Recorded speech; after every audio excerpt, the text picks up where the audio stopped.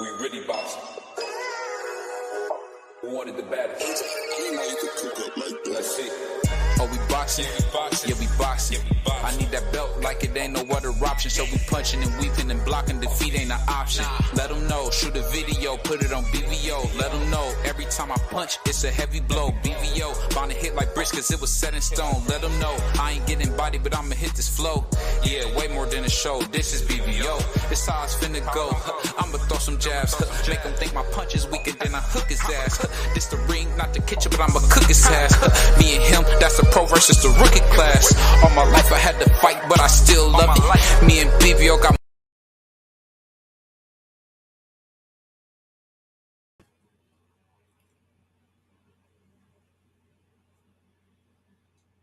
Yo, what's up? The boy BBO, your boy DFree, aka the Oscar hater, aka doesn't support Ring Magazine, the Bible of boxing. What's going on with you, man? Man, y'all are now tuned into the motherfucking greatest. How you feeling, man?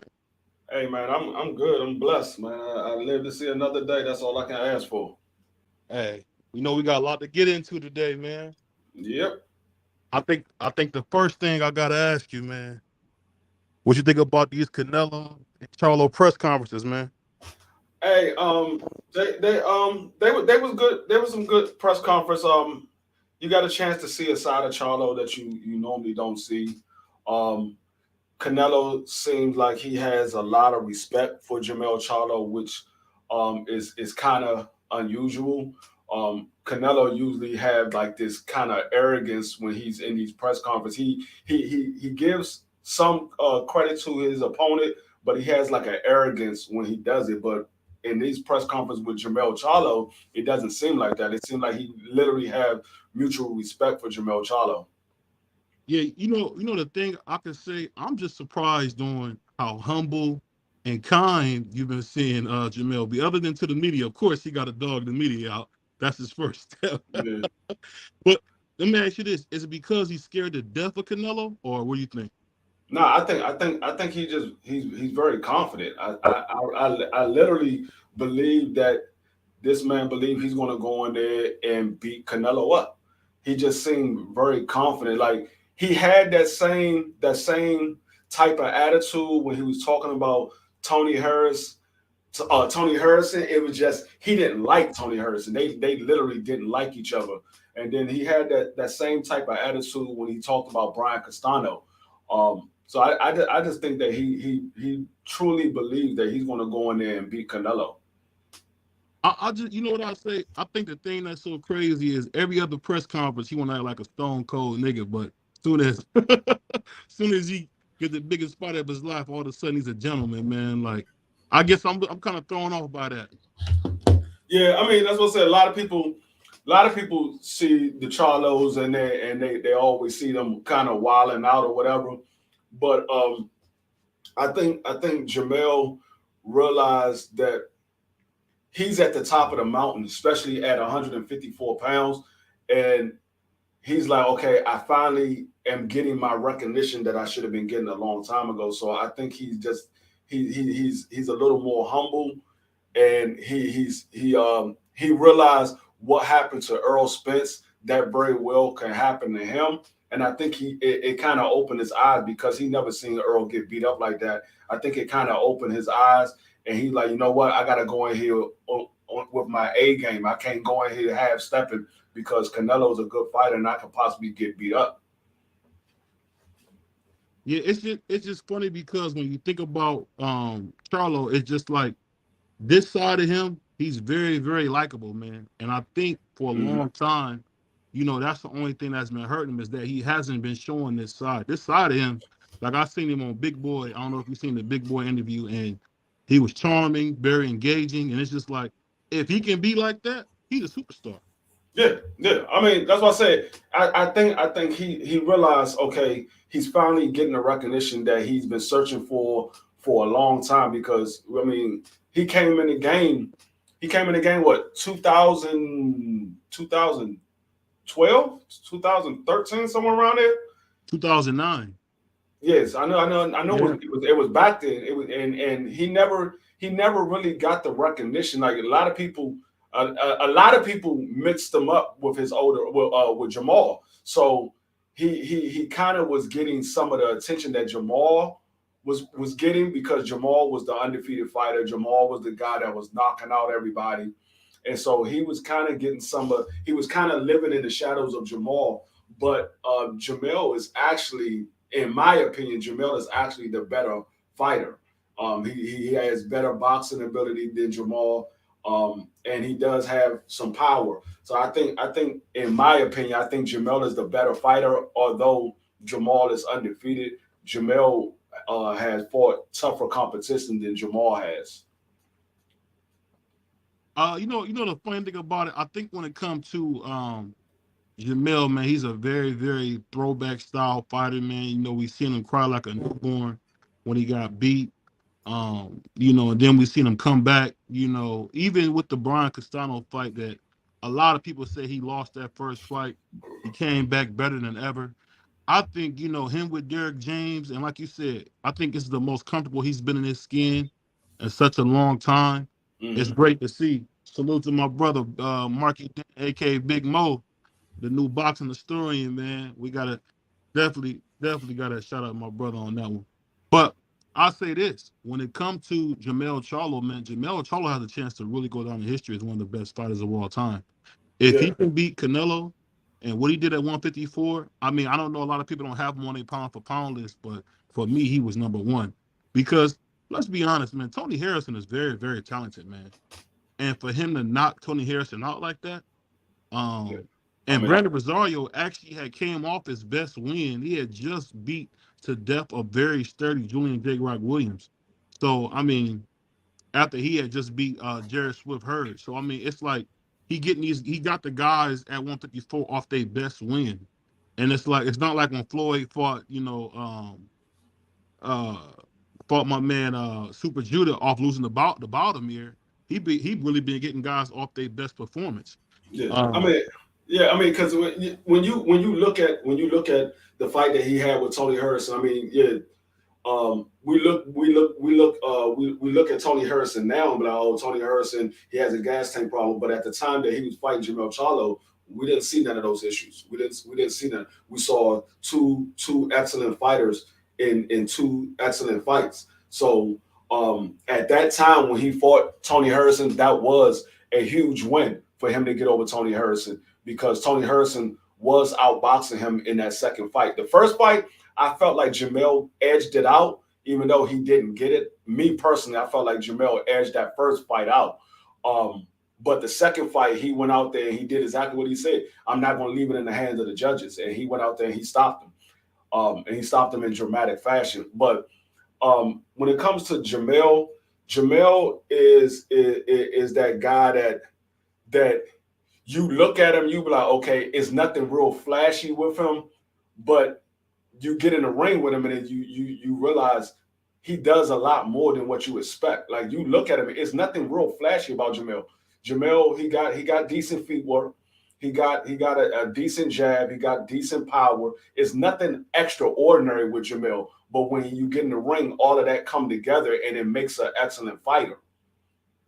Yeah, I mean, that's a great point. And the reason I say that is that, you know what it is, and it's funny to say this, man, and you know this better than anybody. It's funny how when somebody is good at something and they just do all the right things, it kind of put me in the mind of like a Tim Duncan type of guy, where Tim Duncan was a Hall of Fame player, but he wasn't a superstar player, but he wasn't a superstar personality. Right. And I think Jamel is a superstar. I mean, a fighter I always bring up, man, that's just like that is, you notice how when Gary Russell first was fighting, they didn't really know him until he started talking, and then he had that, that DMV accent, and he kind of was a little bit funny. You said, "Oh, I like this guy," and I think more fighters got to kind of get out their comfort zone and do what we're seeing with Jamel. But the thing that's so crazy is I've never seen a happier Canelo. I mean, Canelo looks, I don't know, man. You can't be no happier than Canelo is either. You notice that, how happy Canelo's been? Yeah, I believe Canelo. He really realized that PBC is a home that that he needs to be at, because although there's a lot of fighters over there that he has ducked, he realized that that's where he's going to get his biggest payday. That's where he's going to get his biggest fights. That's where he's going to get the legacy fights that he's looking for.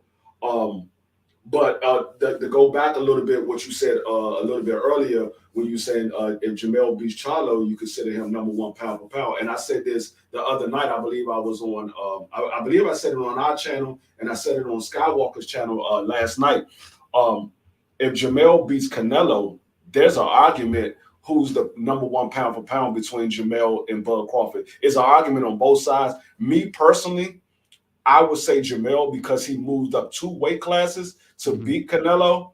But like I said, it's an argument on both sides, and that's a great debate. And I wouldn't be mad either way. If you say Bud is number one, I can't be mad at you, because he is the first 2 division undisputed champion in the 4-belt era.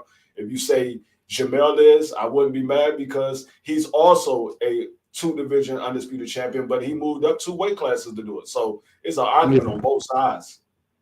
I think I'll say this. I mean, I like how you snuck in that Canelo hate when you said he ducked. I like how you do that. He did. I mean, I gotta be honest. He did. He did. Hey, I forgot to do what the fuck you say?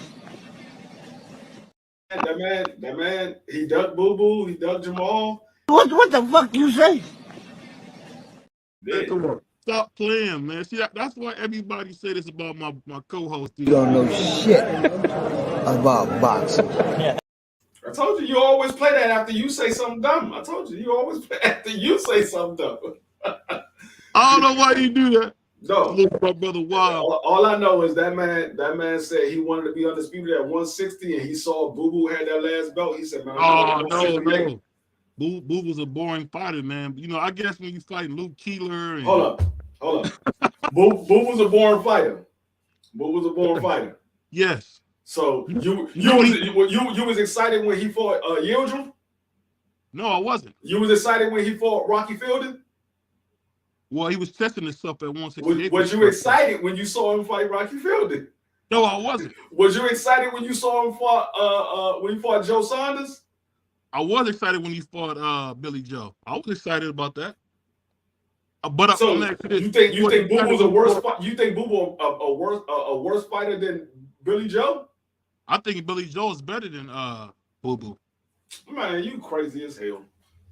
How you figure that? Dog, you crazy as hell. How you figure that, man? Who is Boo Boo fought to let you know he's better than, Boo Boo Andre? I mean that Boo Boo Andre is better than Billy Joe Saunders. Tell me.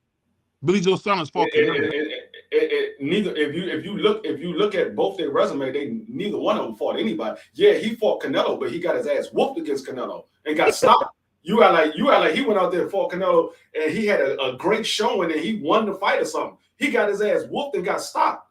He ain't do nothing against Canelo. This is what DFree fuck Fred, man. Fuck Howard, and fuck all of them. What about Robin? She's hot, right? Robin? Yeah. Who cares about that bitch? What about Benji? Yeah, but you can't sit there and put somebody on his resume and say, oh, well, he fought this person. He got his ass whooped about that person. Now you can put that person, you can bring that person up when you talk about his legacy. That's when you bring that up. When you talk about his legacy, well, he fought Canelo, he fought this guy. That's when you bring it up. When you bring up resume, you want to talk about who they won on the resume, not who they lost to on the resume. You know what, man? I gotta take a moment. This ain't on our list, but I gotta talk about this guy, man. I just got done reading a book about him. Sam Lanford, bro. I didn't realize he was only 5'7", man. Did you know that? Yeah. And he was a heavyweight, and they called him the giant killer. He was a monster. Hey, he came up in a time, man. They called that brother the Boston Tar Baby. And see, and this is what I was trying to tell my brother T when we was on his channel a couple of days ago. We was talking about the top 10 heavyweights of all time, and he said he had Lennox Lewis number 2. I said, man, you has to be smoking something. Lennox Lewis is in my top 10, but he is not number 2 because there's a lot of heavyweights that people don't talk about that was great heavyweights. That was great. And Sam Lanford is one of them. He is You one know, of them. Sam Lanford probably would have stopped Holyfield. Dog, I'm gonna tell you a story about Sam Lanford. I'm gonna tell you a story about Sam Lanford. Sam Lanford was a guy that fought Jack Johnson. Jack Johnson beat him before Sam Lanford had his name known. Right, before he had his name known. Yeah. Jack Johnson became the champion. Sam Lanford wanted to fight Jack Johnson again. Jack Johnson said, hell no. I'm not fighting that man. Hell no. And that man is 5'7". And he ran from him. He ran from him. He did not fight Sam Lanford. That's what I'm saying, man. It's a lot of heavyweights that people just don't know about. That's why I say, Lennox Lewis, I got him in my top 10, but he is not number 2. Sam Lanford would have stopped him. Salute to Probably salute to my brother Josh, man. Salute to my brother. Yeah, Josh said I like Ernie Shavers as far as old heads back in the days, respectfully. That's a good point. Only reason I brought up Sam Lanford is that he had one eye and was 40 years old, and Jack Dempsey still was scared of him. I mean, when you talk about, and see, Jack Dempsey is heralded as one of the greatest heavyweights, most feared actually the first $1 million boxer in the 20s. And to hear that, when Sam Lanford was old and washed up, he still didn't want to fight him. But that's enough of that. I just had to show that brother some love because I don't think DFree enough. We don't respect our history on who we got. Because I mean, for me, Sam Lanford actually knocked Ali down a couple of notches to me. So he did. I'll tell you how good he is. But that being said, we gotta talk about this, man. Why is Teofimo Lopez the most feared man at 140? He's not. Why do you do that? Why do you do that, man? I'll set your chain for that, man. I'll set your chain for that, bro. Did I hear T.O. call somebody out at 140 and they say, no, I don't want to fight? Because last time I checked, T.O. was scared to death to fight Barbosa. He's scared to death to fight that man. He's scared to death to fight that man. That man been calling T.O. out since T.O. got to the weight class, and T.O. is not trying to fight that man. Is Barbosa the champion? It doesn't matter if he's a champion. T.O. wasn't a champion neither, but T.O. fought he fought what? Campus. He fought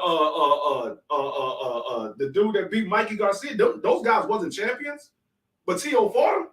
Why not fight somebody that's higher ranked than those guys? I mean, he said Foreman in his prime and Larry Holmes in his prime. Well, see, I can't put Foreman and Larry Holmes in there because Ali would have beat the life. And Ali beat the life out of Foreman. I mean, say what you want. If you go back and rewatch that fight, Ali really, really beat the dog. No, he beat the muscles off of George Foreman. But I would have loved to see Larry Holmes and Muhammad Ali fight in their prime because Larry Holmes, he idolized Muhammad Ali. But the one thing that Larry Holmes had over Ali, Larry Holmes had a better jab. And Ali said, well, that wasn't really a jab though, D. That was it was, but it was better than Ali's. It was better than Ali's. Mm-hmm. And Ali admitted that Larry Holmes had a better jab than him.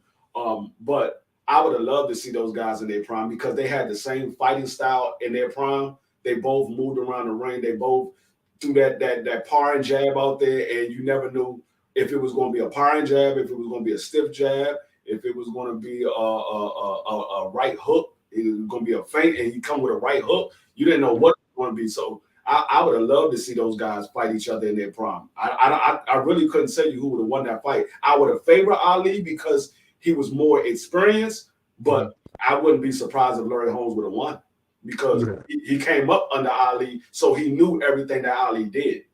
Yeah, he did, and that's a good point because I think for about 3 years he was in Ali's camp directly, and but from what I've always heard, Ali used to beat the life out of him. Like every time they fought, he would just beat the life out of him. But I mean, it's sparring. I mean, he very well might have, but it's sparring. So I mean, I take it with a grain of salt because sparring. Yeah, you beat somebody up in sparring, but you don't know if that man really came in there to really try to beat you up. that man probably really came in there to work on some things, and you went in there trying to prove something. So I take it with a grain of salt because we've seen it a lot. People beat somebody up in sparring, and then they actually fight them in a real match when they actually count it, and they get their ass whooped. So I take it with a grain of salt because sparring is what it is. It's sparring, just like practice. You can go out there and practice and beat the shit out of somebody in practice, but when the game counts, what happens?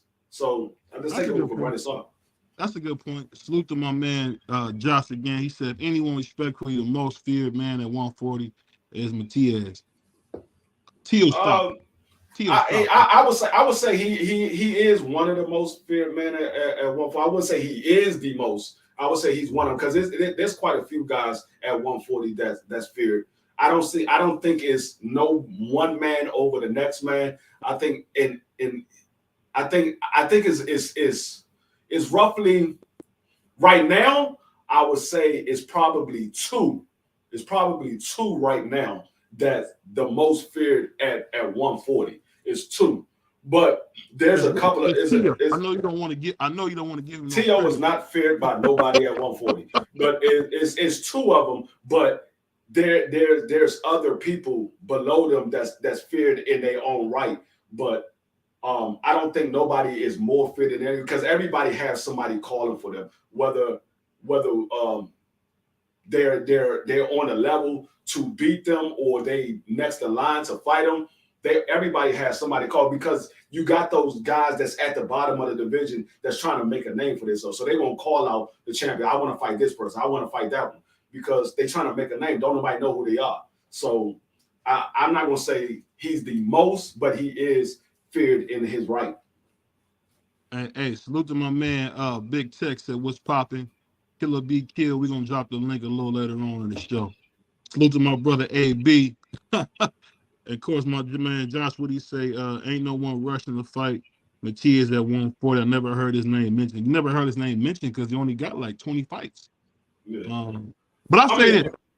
Go ahead. No, I was gonna say no. It's been guys that call for Matisse. It's just like I said. It's they not known. So we probably be. I mean, I ain't gonna say we because I have heard people call his name.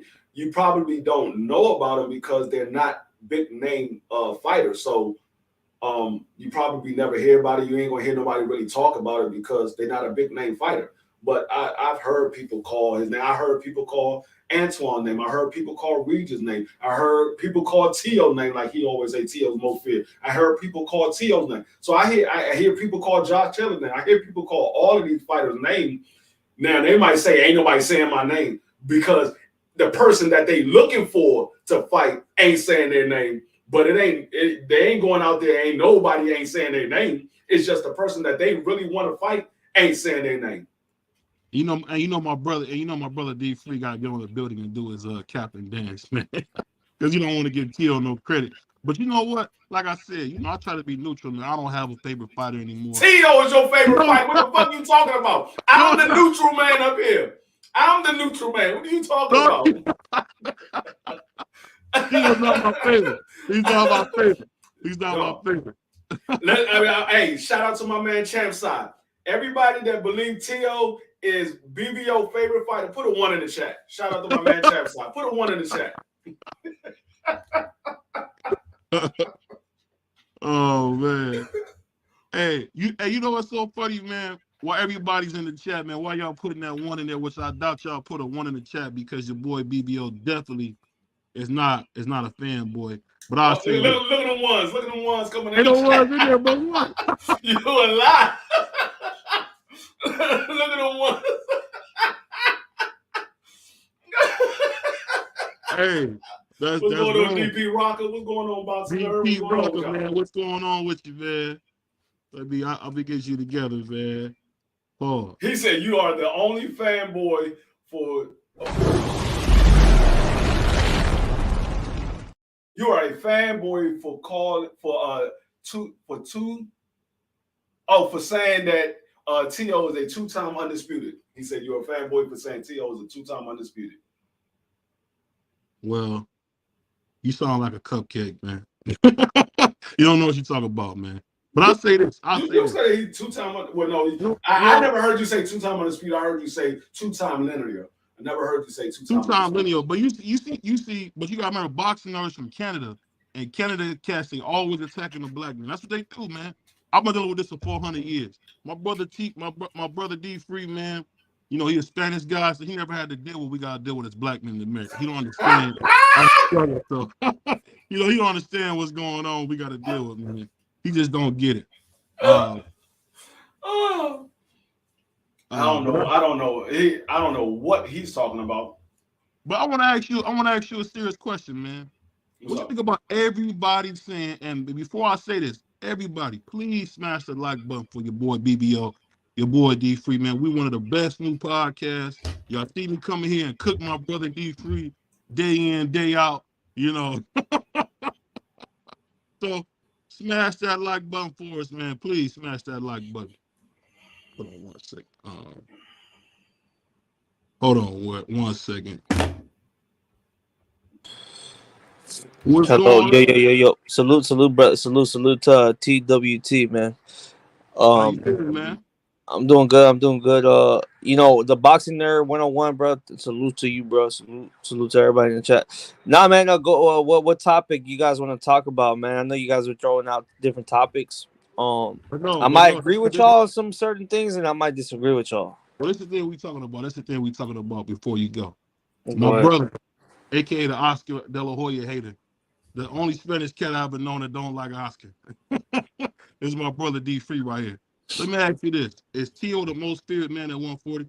No, absolutely not. I think he's Izzy Pickens at 140.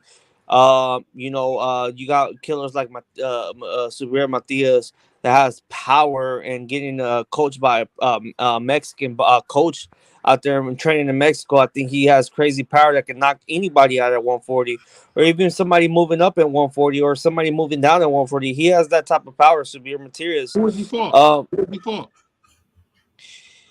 Well, it doesn't matter who he fought because if we based off resume, as most, I gotta snatch your chain. You talking too crazy? I gotta snatch your chain. You can't tell me who you fought, man. I gotta snatch your chain. You can keep that shit. That shit was fake. You can keep it. But what I'm saying is, if you're looking up, remember, Subir Matias is a PBC fighter. Again, they're gonna put some gloss into some bullshit, and they're gonna try to sell it to you. It's just up to you if you want to buy it. Now, I'm just going off face value. Me, I dig deeper. I got a channel on myself. We are #CCD. I got a boxing channel.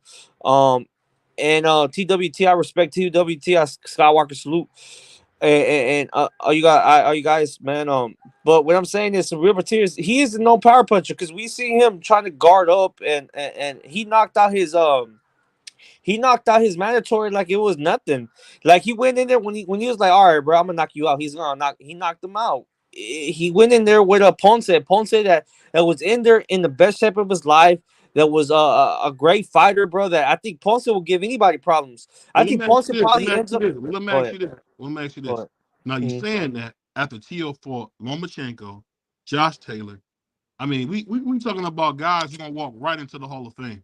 I'm putting things into context. This is the beauty thing about what's your name? BVO Sports. You got a big responsibility carrying a channel with a boxing channel, man. So I salute my hats off to you.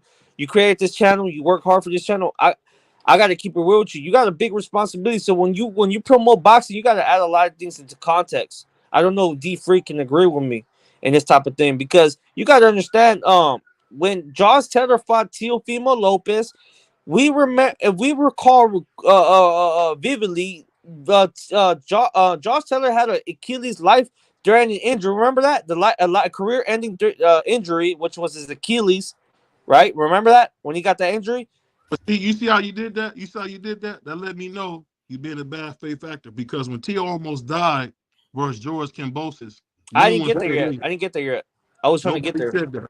Nobody said that. No. And I agree with you. And we got to add that into context, brother. We got to that's why your channel and my channel comes into context because a lot of people will go off what ESPN is reporting, what PBC is reporting, and what the Zone's reporting. No, dude, it's the channels that we create from scratch, from the bottom to we have right now. and we got to give these guys the context on how things are, and that's why we have. You see the boxing area that's growing in popularity because people are tired of hearing mainstream media bullshit. Because they will say this fighter is this great, this great, this great, but they don't. They're seeing them, and then once as soon as you go to BoxRec and you start, you're like, this guy beat a fighter that was five in five losses and some shit. How's he the greatest fighter of the division? Like it's crazy, bro. So it's a response. It comes kind of almost a responsibility for a channel content creator. You can manipulate that power. If you can manipulate that power if you want, but if you for the better of the sport, we got to add things into context because yeah, Josh Taylor was injured, dude. He was under 15-month layoff. He came into the fight. He had a life-threatening injury. He called out the fight with Jack Catterall. I'm not taking nothing from him. I'm a big advocate for Teofimo Lopez. And yeah, I even advocate for him calling out the racism in Top Rank, how they promote black fighters better than Hispanic fighters. That's another thing I can get into if you want me to keep it real. This what I'll say. This what I'll say to that. Go ahead. But T.O. never felt that way until he seen Devin Haney make $4 million. That's the only time he felt that way. But I appreciate you coming through, man. We about to let somebody up real quick. But I appreciate you coming through, man. Stay in the chat. We might bring you back up because we got a couple more topics to get to. But hey, shout out to the channel out one more time, man. Salute, man. I appreciate that, man. You have to, but I appreciate that. Salute to DFree. Salute to BBO Sports. Hashtag TWT. Yeah, my channel is Killer Be Killed. Hashtag CCD. We are max. I have over like 10,000 subscribers, and we're running big, man. It's a Mexican audience, bro, and we're running big. We really trying to spread the real shit that Mexican boxing dominates boxing right now. Yeah. Hey, I like the Mexican style, but I'll tell you this, man. Before you leave, tell DFree who won. Was it Oscar or was it Sweet Pea? Who won that? Who won that fight? All right, man. I'm gonna see y'all. Peace All out. right, so that means he knew that Oscar won. So that's basically he knew that Oscar lost. Hey, but this is what I gotta say, man. So let me ask you this, man. Let me ask you this. This is an important topic. So Mr. Gary Russell said he thought something was wrong with EJ. What do you think about him saying that? That's his opinion. I mean, a lot of people say they believe they saw something wrong with EJ. A lot of people believe that is something wrong with EJ. So I mean, like I said before, everybody's gonna have their opinion. What I will say, EJ didn't look like the EJ that we used to seeing. So they very well could have been something wrong with him. I don't know. He didn't claim that anything was wrong with him, so I'm not gonna say anything was wrong with him. I'm just gonna say he probably stayed at the weight class just a little too long. You know the funny thing is, and I definitely gotta talk about this, man. What's up with all this talk about Skinny Bud Crawford being in PEDs, man? What's up with that, man? I mean, it's just a lot of people is reaching. Like I said before, until a test comes back and say that he's been juicing or he's been on something. I'm not saying that man is on PEDs. I ain't got no evidence. I'm the type of person I can't put stuff out there unless I got evidence that he's doing something. I'm not just gonna say anything if I ain't got no evidence. Because let me ask you this. He's been with the snack program. This was his third fight with the snack program, or as some people call it, the snack program. So he was with the snack program these last two fights when he fought David Avocado, and then when he fought who was the guy? Right before David Avocado. He fought Sean Porter. So he said he fought Sean Porter, fought David Avocado, and then he fought Errol Spence. And what I've heard, and I don't know if this to be true, they're saying it's the first time we've seen Bud knocking people out cold or beating them half to death. And I want to know what you think about that, because if I think about his last three fights, he's been more dominant than he's ever been. And I just thought, I've never seen nothing like that. I'm not gonna say he's been more dominant than he's ever been. Now what I will say is this is the first time that I seen him when he fought Earl. It was the first time that I actually see him beat somebody up. And like I said, it could have been the fact that Earl just wasn't himself, and Earl said his timing was off and stuff like that. It just could have been the fact. But I don't know. Like I said, he's been with him for 3 years. He's never tested positive. And if we start throwing that jacket around on Bud, you gotta look at Devin Haney. You gotta look at the other guys that's in the SNAC program. You gotta start putting that jacket on those guys as well, because you don't have no evidence for Bud being on PEDs. You ain't gonna have no evidence for Devin Haney or nobody else. So you got to put the jacket on them as well.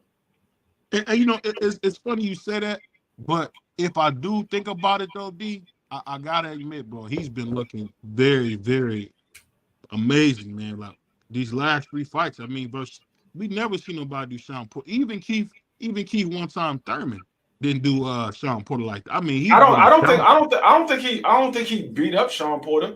He dropped him twice. I don't think Sean Porter was hurt in neither one of those drops. I don't think he was hurt. I think he just got caught with something and he went down. But I don't think he was hurt in neither one of those drops. So I don't think he beat up Sean Porter. Sean Porter didn't look all bruised up. I mean, if you look at the fight, Bud eyes was the one that was swollen at the end of that fight. So I mean, it is what it is. Like I said, I don't know. I just keep hearing people saying that, you know, I think Bud cheated. Took my brother AB said I thought it was something wrong with him too. That was too easy for Bud. And you know the funny thing about it, Bud said that he thought Errol would be stronger than he was. I don't know if you've seen that big boy in him. He said, I thought I was gonna meet a stronger man that night, and I didn't. That's what I said. It just could have very well been something wrong with Earl. Earl could have just been off that night. And that's what I said. I'm not throwing that jacket on nobody.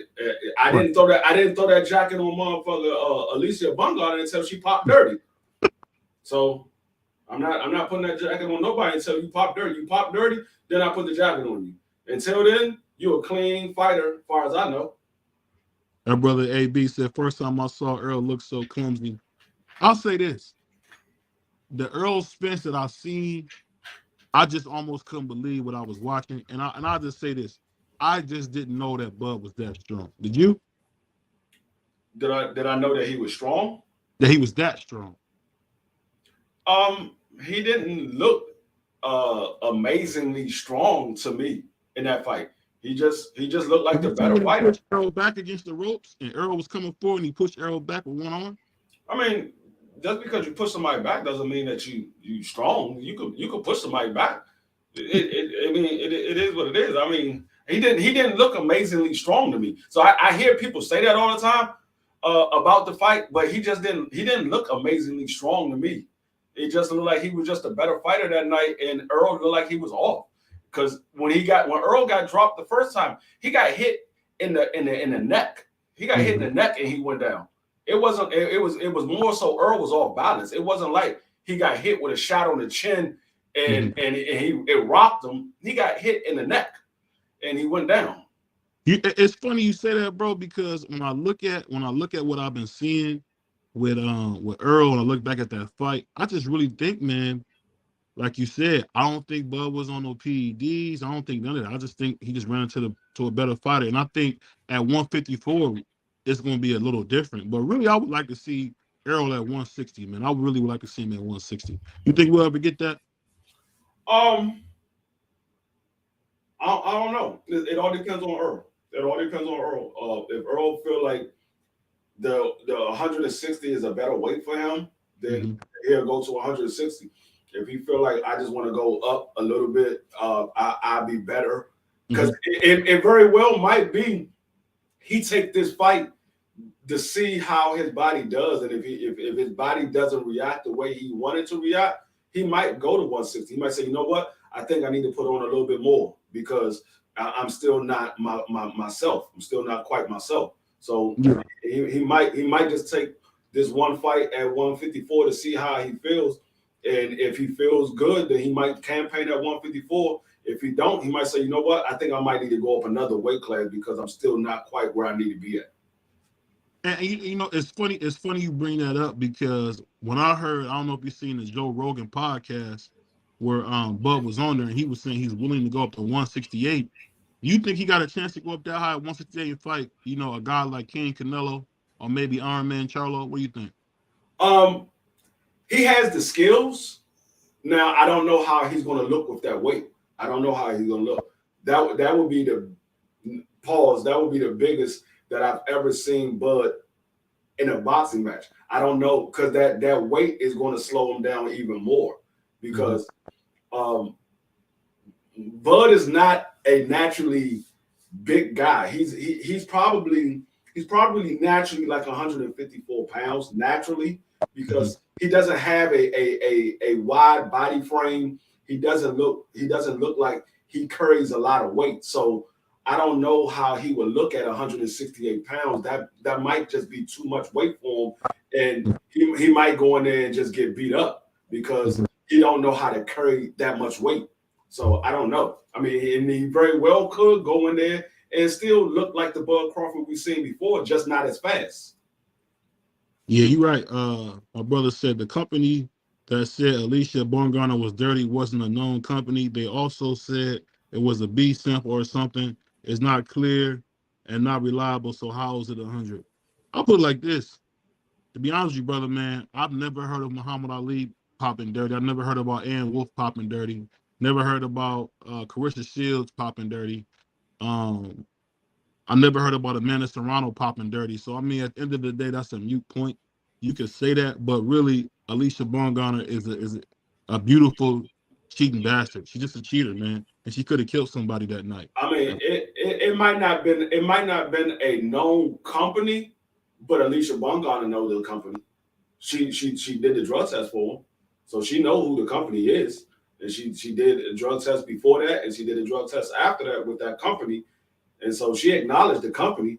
She said she don't know why it came back positive. The second sample came back positive because the first one came back negative. So it could very well be some foul play, and they just trying to put a bad name on her because she doesn't want to be with the zone no more. And I heard that she's planning on leaving the zone, and they trying to put salt on her name. So it very well could be that because the sport of boxing is a dirty game, and when these promoters want to put your name through the mud, they would do anything they can to put your name through the mud. So it very well could be that. I mean, only time will tell if that is true or not, because they're gonna do more testing, they're gonna investigate even more. So I mean, it very well could be some foul play. My brother said, Bud been sandbagging, beating up horns and Gamboa's. Gamboa was a 3-time 3 division champion, man. Like, I know you're forgetting that people don't realize 50 Cent ruined Gamboa's career. The rapper 50 Cent absolutely ruined the moment that Gamboa met 50 Cent was probably the worst day of his life because Gamboa really messed up a Hall of Fame fighter's career. I know we see him now getting beat up by people like Esau Cruz, you know, getting beat up by Tank. I mean, I think he fought Tank all the way to the 12th round with a torn Achilles. So Gamboa's a warrior, man. At the end of the day, he going through some legal stuff. You know, we all wishing him the best, but 50 Cent is the reason why Gamboa is not where he should be in boxing circles. I mean, but I don't know. What you think? What you think about that, DFree? I wouldn't say it's 50 Cent fault. It's Gamboa's fault. I mean, because you meet somebody that don't fuck up your career. 50 Cent ain't. That's why I'm saying that. He what? Remember, he signed the 50 Cent's promotional. I mean, still, 50 Cent ain't in your camp. He just, that's all on the fighter. If the fighter don't want to go out there and be disciplined and train like they supposed to, that's on them. Because 50 Cent ain't getting in that goddamn ring. 50 Cent ain't taking that ass whooping. So that's on him. If he chose to bullshit around and hang out in 50 Cent studios and shit, that's on his ass. Your ass should have been in the goddamn gym. That boy DFree, bro. Hey, and it's the real DFree, y'all. I know y'all think he's just joking, man. No, he really that grumpy in real life. That's the real DFree. What he say? Bud should have been one along with Spence. To tell you the truth, man, he said I'm a foul play. I'm gonna tell you the truth. Really, Errol Spence got beat in the negotiation room, pause, and he got really destroyed in the boxing ring because he had no business taking that fight. Al Heyman said we didn't want it. Floyd Mayweather didn't want it. Everybody kept telling Earl not to take this fight, but Earl was so pig-headed, as my brother DFree said it so well, that he gave up his whole A side for a fight he didn't need. And I'll tell you this, Errol Spence will rule the day. He'll regret the day that he let Bud Crawford con him like he did and stayed that way too long, because I don't want to make no excuse, but he let that wait way too long. He might. I don't think. I see Earl Spence as the type of guy that he learns from his mistakes, and he's like, okay, you know what? I shouldn't have waited around for him, and I chopped that up to bad decision. Is a lesson learned. I think Earl Spence going to move on with his career. I think he's still going to be a great fighter. I just think that it was something that Bud had that he wanted, and he was willing to do whatever he got to do to get that fight, and it just worked out on the wrong end for him. So I mean, but I don't think he's going to regret it. Like, well, like, damn, I should have never did that shit. But I think he's just going to look at it like, okay, I'm never going to let that shit happen to me again. It's a lesson learned. Well, let me ask you this, Juan. Salute to my brother Juan. What's going on, Pico? What do you think about, man, Terrence Crawford totally conning Errol Spence into that fight? What do you think about that?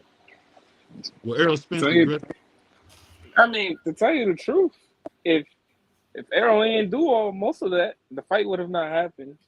But to tell you the truth, like DFree said, I don't really think he needed him. To tell you the truth, he should be at 160 by now. Should have been at 160. But that's my opinion. But listen, I mean, that's man, the cool thing, because people forget Errol Spence debuted at 154. I don't know. I'll be honest with you. I don't know how DFree. I really don't know how he's making 147. Same thing. I don't know how he's making 147. I mean, I don't know what kind of weight loss drug he's on. He might be on Wegovy or something. But you know how many times Bud fought at 140-pound weight class before he fought Prescott? How long? He fought about 16 fights, between 16 and 19 fights before he fought Prescott at 135 pounds.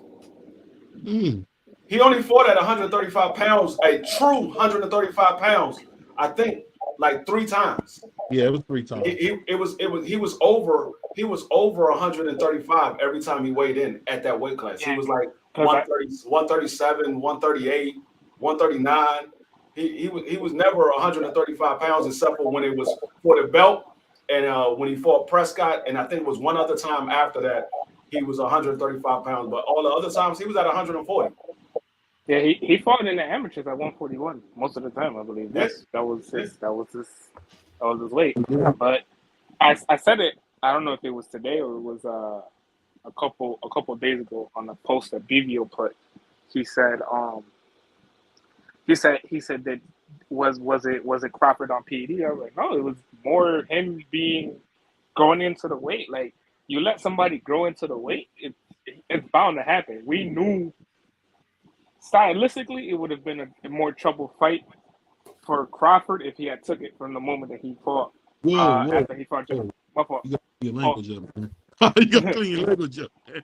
This nigga BVO is stupid. He's stupid.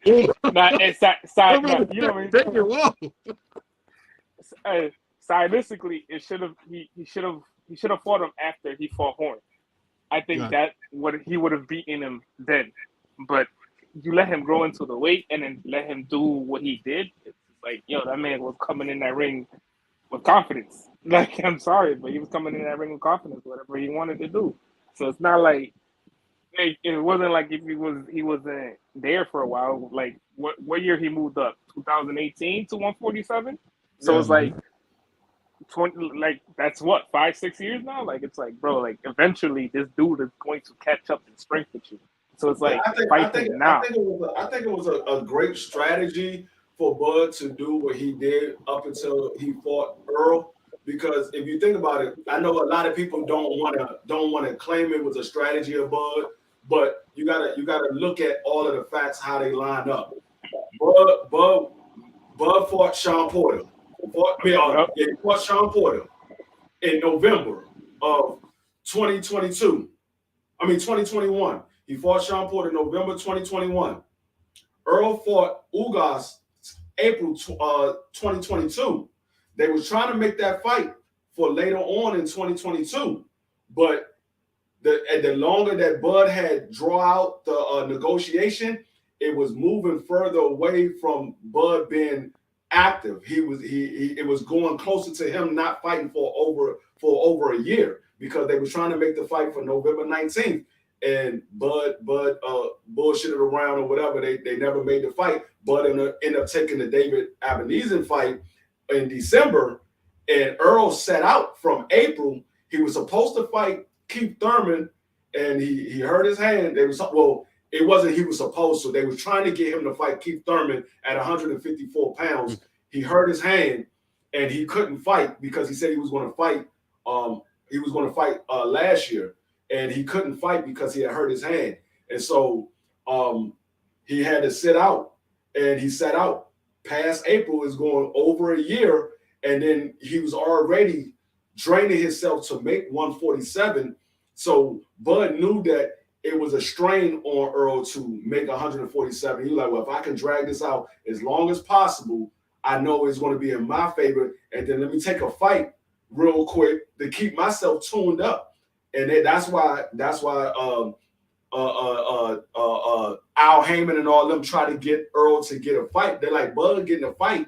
Won't you take a tune-up fight and get ready for Bud? But Earl was like, no, I don't want to do it because anything can happen. I could fuck around and lose, and now I don't have that fight. So he was like, anything can happen. He can get hurt. He can lose the fight, whatever. So he was like, no, I want this fight. So he wasn't trying to take a tune-up, and he sat out. And when it came down to him and Bud fighting, he had sat out for 15 months, and he was already draining himself. So it was just an accumulation of things that came together to make Bud be the better man that night, and Earl be the weaker man. You know what I gotta say though? I gotta say this before anybody say something. That brother A1 was roasting me when I went with the chat.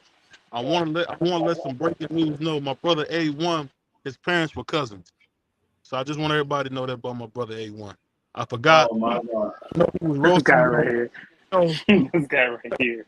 I want that brother. I found out that your parents were cousins. We know your secret. It's okay. We're praying for you, man. But back to boxing, man. And one thing about A1, he's scared to step to me. He's a punk. So I want everybody to know that. Salute to my TWT brother, man, A1. But he's a punk. He's scared to roast me head up. Pause. Real quick too. Onto the touch that DFree. My fault. Pause. DFree. I think it was more on the strategy of Bomac, because I think Bomac, as much as like we don't give, like a lot of people don't give credit to that man, he's a very strategic man. Like he likes to like pick certain things and like, you know, like, oh look, let's just wait, because I believe he did that with Jamal Herring too for the Carl Frampton fight. Like, he had him wait like another year or so to see where this guy is at, and then take that fight, because he's very strategic with his fighters, and that's one thing I can say about him as a trainer. Like, he's very strategic as a fighter.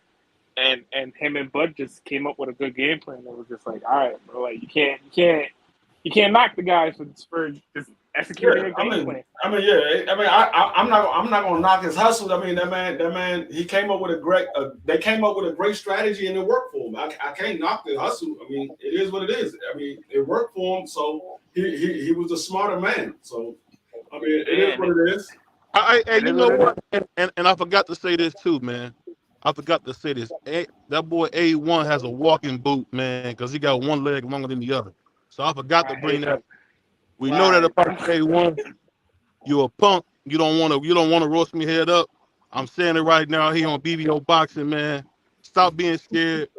You know, and don't bring my brother A. I feel like Pimp C. And don't bring my brother DFree in this. It's between me and you, punk. So don't keep running. I'm trying to roast you, man. Don't bring my brother DFree in this either. Don't do that. Oh Y'all niggas is So, funny. Go one. He said so did Gamboa they? downhill and he was small. I was at the Cruz fight. Cruz was just swinging for the fences. Gamboa just didn't get out the way. His feet and head was there to get hit all night. Pause. He said short arms all. Bud versus Gamboa was a mismatch. Bud basically could have fought Tank instead of Gamboa at the time. Nobody knew Tank at that time. He said, I competed jiu-jitsu tournaments at 170 weight, but my coaches said lose 10 pounds and you'll you'll run to the lightweight at 160. Guess what? I ran to the lightweight. He said, I always said Bud is a good little fighter, but a good big fighter will beat the good little fighter most of the time. Well, it's hard for a Mexican to beat a slick black fighter, man. When you talk about Errol, he's a Mexican fighter. It's hard for a Mexican to beat a slick black fighter. He said if Bud can go from 135 to his age to 160 and beat folks is clear, he was sandbagging. Snack is giving him some good stuff. He's sick, brother. Salute to my brother Josh. What he say? He's laughing. He said, not Sydney, suit the AB. He said, I went there, AB shaking my head. Oh, I do gotta say this though. That boy A1, man, still wears FUBU clothing. I was seeing a picture of him. The brother had on pelly jeans and he had on some lugs. I thought he had Timbs on. It was lugs, yo. That brother A1 wears lugs. The This nigga guy, plays bro. basketball on lugs. I want you to know. This guy, And on bro. top of that, the dude had on dress socks with some lugs on. Who wears dress socks and lugs? I never seen that before. That's the first time I was seen with dress socks and lugs on. And don't bring my brother DFree in this. I know how y'all like to do. Don't bring my brother DFree in this. That brother A1 wears lugs, man. He wears lugs and pelly jeans with no belt on it. That nigga said he had no on dress socks and lugs. He had a size 48 jeans on with no belt and lugs on. So you gotta watch that, brother. But I'll put it like this, man. My man, so I got some lug slippers. Hey, no, I'm talking about the lug boots. Don't come in here with no lug boots. I got a roast if you got lug boots. So A1 plays basketball in lug boots. That's why I had to bring that up. This guy. And A1 got the same kind of skin as Craig Mack. I forgot to tell people that. But back to boxing, man. I'll put it like this, man. One of the greatest things I've seen is what Al Heyman is doing. I gotta say, hats off to Al Heyman. You know how we do it, man. We from Cleveland. We really run things, man. DFree know we do it. That's what us Ohio boys do. Happy birthday to the great Don King, 92 years young. And I just gotta play this for my brother. What I'd say is this, Murder. It's us Ohio boys. You know how we get, you know how us Ohio niggas get down, nigga? Ohio nigga, double O. What's up, yo? Columbus, Akron, Cleveland, Springfield, Dayton, Youngstown. What's up, y'all? Cincinnati, too. I ain't forget about you. You know I love y'all niggas. I gotta play that for my brother DFree, man. Because he don't know that us Ohio boys is winning this game, man. BVO, let me ask you what you think about Charles Conwell. I haven't watched too much of him, so I don't want to. I really couldn't give you a good assessment because I haven't watched too much of him. I really haven't. I'll tell you this though, from what I've seen, he's gonna be special. What That's you an think? Ohio boy. What you mean, bro? That's an Ohio I just boy. have, you know what? I'm gonna be honest with you, man. I've been watching this kid named Richardson Hitchens. This kid is so special, man. I gotta say, I haven't seen a fighter like this to where I'm this excited, man, since I don't know if you guys remember Amir Among. I just hope that they bring his career right. I think he's about to fight Zepeda, right? Coming up, DFree? Yeah, he's fighting Jose. Yeah, he fighting Jose. Yeah, so I mean, I'm just excited about him. And I mean, I'm gonna ask y'all both this. What y'all think about Richardson Hitchens, man? Y'all think he gonna be the goods, or what y'all brothers think?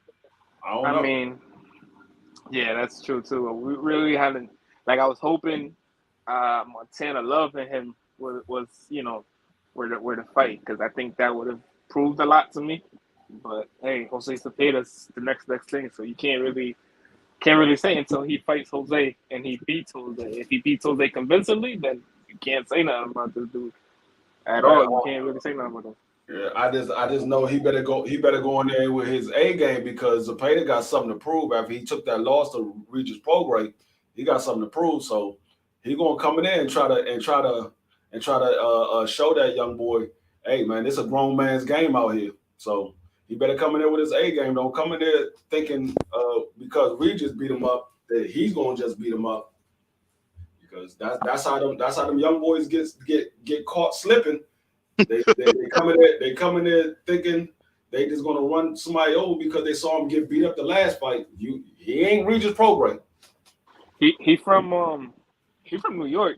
I had watched him fight. Before you say that, I want BC to I want my man BC to send a message. Tell A1 to stop wearing dress socks and gloves. All right, here you go. What's going on, BC? Go ahead, finish what you were saying. I see him and I seen him fight. I forgot when it was, what year was it? He fought in the Gleason's gym, and to me he looked fine, but it's just I don't know, like it didn't click, I guess, for him. It hasn't clicked for him in the pros. For me it hasn't clicked, so I don't know. I'm not really sure. Yeah, I mean, Richardson Hitchens, he has the skills to be a great fighter. It's just a matter of does he has the right trainer in his corner? Are they moving him the right way? And is his head screwed on straight? Because I mean, if all of those don't line up, yeah, he could just be a waste of talent if they don't all line up. But to his me, power also is the only thing that scared me, man. He don't have a lot of power. One of the guys that we have on our show, Ja, actually sparred with him out there in Bronzeville and Brooklyn, and he said that the guy is a master boxer. He just don't have a ton of power. Yeah, but I mean, you look at a ton of fighters. A ton of fighters don't have amazing power. They just know how to throw a punch and where to land a punch, and it's just an accumulation of punches. Even to tell you the truth, we knew what was the dude's name? Shoot, and I just had like that on top of the name on top of my head too. What was the dude's name? Corey Spinks. Like Corey Spinks didn't have a lot of power, but he had a lot of success in his career. So it's not like if he, you know what I'm saying, he was knocking dudes out left and right. He wasn't. He was just outmaxing and outclassing dudes. It wasn't a lot of dudes. Are you talking about a unicorn? Nah, I ain't gonna. That brother was a unicorn, man. Corey Spinks ain't no goddamn unicorn. What I say was a unicorn was what I've said is he had enough power to where it's rare for a dude who can't punch, but he got enough to keep you back. Like he got enough to where you're not just gonna run through him like Sean Porter did Malignaggi. That's what I mean. He used his feet a lot, especially when he was younger. He used his feet a lot. Like he had a bite. He had a bite. He used his feet a lot because when he matched up with Zab, and Zab can match his foot movement, and it was like, all right, bro, now I got to stand there and fight. It's like, all right, well, that's when you see he really doesn't have a lot of punching power because he couldn't keep Zab off of him. Balls. That's the truth. There's a lot of fighters that can't do it. For me, I think even Devin, like somebody like Devin that has a little bit of punching power, not like crazy amount, should be doing that. Like use the ring, move around. Like that's what you should be doing, not the thing that you did against Vasily. Like that's a big no to me. Just use your ring, bro. Like use the ring, be smart, and not let these dudes like even touch you. Because it's for what? For what half the time? For what? Because to tell you the truth, he's one of those boxers that could really do that. As long as he masters his craft, there's not a lot of dudes that are gonna beat him. Yeah, I mean, it's funny you say that, Juan, because I think Devin Haney is gonna show us a lot at 140, maybe even more at 147. I mean, I hate to say it because it's like drinking vinegar, but Devin Haney is really starving himself to make 135. So we may have not even seen what he could be because he's been at that weight class since he was like, I think 16. And he was about 23, 24 now. So, I mean, he's been at that weight class for almost 8 years. Yeah, he been there. He been in there since he was 16. He was fighting in Mexico at the age of 16, and he been at 135. That's the only weight class he had before that. But at the same token, I mean, it's still I got to see if Devin Haney gains some power, because at 140 there's a lot of guys at 140 that can punch. Now, what I will say is Devin Haney can box with all of those guys. He can box with all of them. It's just a matter of, is he going to have some power at 140? Because we know he didn't have no real power at 135. It's just he was bigger than Pauls. He was bigger than those guys at 135. So he was able to keep them on the end of his jab and outbox them. But at 140, those guys are the I think we're are the scratching the same. surface. If he fire his dad, I think we might have a special fighter on our hands. What you think? Who? Devin Haney? Yeah. It remains to be seen. It remains to be seen, because I can't say that he's a special fighter. I would say he's a gifted fighter. I'm not going to say he's a special fighter, because I haven't seen anything from him that I would say, okay, that's something I've never seen before. That's a special fighter. I would say he's a gifted fighter. I would say about the same thing too. I mean, he's You know what's funny, talented. man? This is what I would say, and I know this will never happen in a million years, but could you imagine what Mr. Gary Russell Jr. could do with a Devin Haney talent? Like, could you imagine what he could do as a trainer for him? Oh, you talking about if he was a trainer? Yeah, trainer. Oh, yeah. I don't think it would ever happen though. But I'm just saying, if we just wishing, could you imagine I how don't great? I don't think it would ever happen. It's too much animosity between the two. Yeah. But what I'm saying is, do you know how good Gary could really make him? I believe. Yeah, I know. I know Gary got all of the knowledge that he got way more knowledge than Bill Haney got in the sport of boxing. There's nothing that Bill Haney is telling Devin Haney that Gary Russell don't already know, and I'm quite sure there's a lot more that Gary knows that Bill Haney don't know, because Gary been around boxing much longer than Bill Haney's been around boxing. But that's the problem too with a lot of like father trainers that are like in the sport. I believe the other day when you guys had the other dude, what was the guy's name? Manager or something like that. I forgot how his name was. You guys had him on the show the other day, and he said it. There's a lot of father trainers that don't know what they're doing, and they're gonna get their kids hurt. Now, you know what I'm saying? Don't get me wrong. Bill Haney ain't doing nothing bad for Devin Haney, because look, I mean, he got him to be undisputed. I mean, if that's a bad trainer, shit, a lot of these motherfuckers need a bad trainer like Bill Haney then. I mean, he got his son to be undisputed. I mean, you're right, but there was a lot of help into that camp. It wasn't like there wasn't a lot of help. You got to remember also, Yoel Judah is right there also. It's Yoel. It wasn't no help. It was no help. The only help was it was a bunch of motherfuckers that were scared to fight him.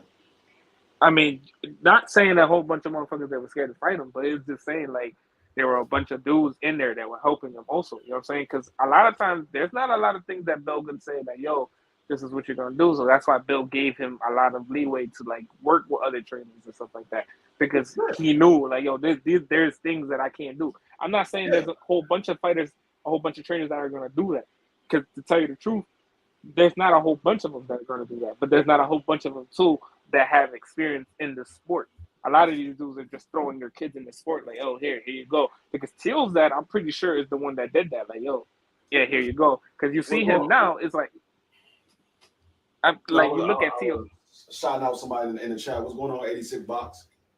You look at Teal's dad. Like Teal's dad, he really don't know what he be talking about. Like you really sit there and listen to this dude talk. It's like, bro, what the fuck are you talking about? He's a horrible trainer. Horrible. and that's what's the issue is, because you throw a lot of these dudes in there, and it's just they're bad training. A lot of the good ones that were like father sons, their fathers were fighters themselves. So it's like, if you're not a fighter, like just give them to a trainer and just, hope the best and be there for the kid. But don't throw a towel over your hand and hold up some pads and say you're a trainer because you don't know what you're doing. You're gonna get your son hurt doing that. Like you're gonna get your hurt. You're really gonna get your son hurt doing that. So it's not like you want to see that. You don't want to see that. But a lot of times too, that's proven right because you look at a lot of these fighters just don't know what they're doing because their fathers are just telling them the wrong thing.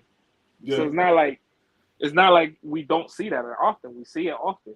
I thank God that, you know, my father didn't do that. He was like, yo, bro, we're going to take you to a trainer and you're going to train with this dude. And that's what it was. You know what I'm saying? But a lot of these dudes, I don't know. They're just not. To me, I don't know. They're not good trainers. I just think when it comes to Devin Haney, Teofimo Lopez, and a couple of other guys that has the father trainer, and they took him as far as they could take him. I think it's more so because that's their father. They don't know how to tell him, Dad, I don't need you no more. They don't know how to do that because that's their father. So it's kind of hard, and I understand it because like I said, it is their father. So it's like we can only beat them up so much because if it was me and my father was training me, I probably wouldn't have the guts to tell my father, hey, Dad, I don't need you no more. Because I know how I am when my father was around. I was always up under my father. My father was my idol. So I know how I would have been if it was me in the situation. So we only could beat them up so much because, like I said, it is their father. It's not like it's somebody off the street that's training them and then they like, okay, I don't need you no more. Because we see that happens all the time when you got a trainer that that's no kin to you. They ain't no blood. They get rid of those trainers in a heartbeat. But when it's your father, it's kind of hard to tell them, Dad, I don't need you no more. Yeah, I definitely agree with that because it's weird. It's a lot of weird things to take account to it. It's just you guys, we just know certain things are just not right. So all credit to Bill Haney. But see, I hear you say that DFree, but from talking to you, man, you're pretty strong with the individual, man. If you're in there getting beat to death, you're gonna just say, you know what, Pop, this ain't working. I mean, at some point you gotta say that, man. But credit to Bill Haney. Bill Haney will step aside. Not saying that he wouldn't. He will. He will step aside to help his son. Because even when he fought Lomachenko, I think it was in round 7. Where Yoel said something and Devin went out and did the same thing he just said. It was just like, all right, so Bill does do that. Like, it's just, I feel like to take example, like Angel Garcia, like he kind of knows what he's doing, but at the same time, it's like, bro, what are you really doing? Like, what are we really doing? So it's like, where do you cut that line at? Where do you cut the line that this is not working? We have to try this another way. Because Tim Bradley did it. Obviously, what was the other dude's name? Shoot. I believe Corey did it because I think at one point his dad was training him. Yeah. Royce did it. Roy Jones did it. So it's like, where do you really cut up that line? Floyd did it. But I mean, it's like I said, it depends on how strong your relationship is with your father. Because remember, when Floyd cut his father away, they wasn't speaking for a while.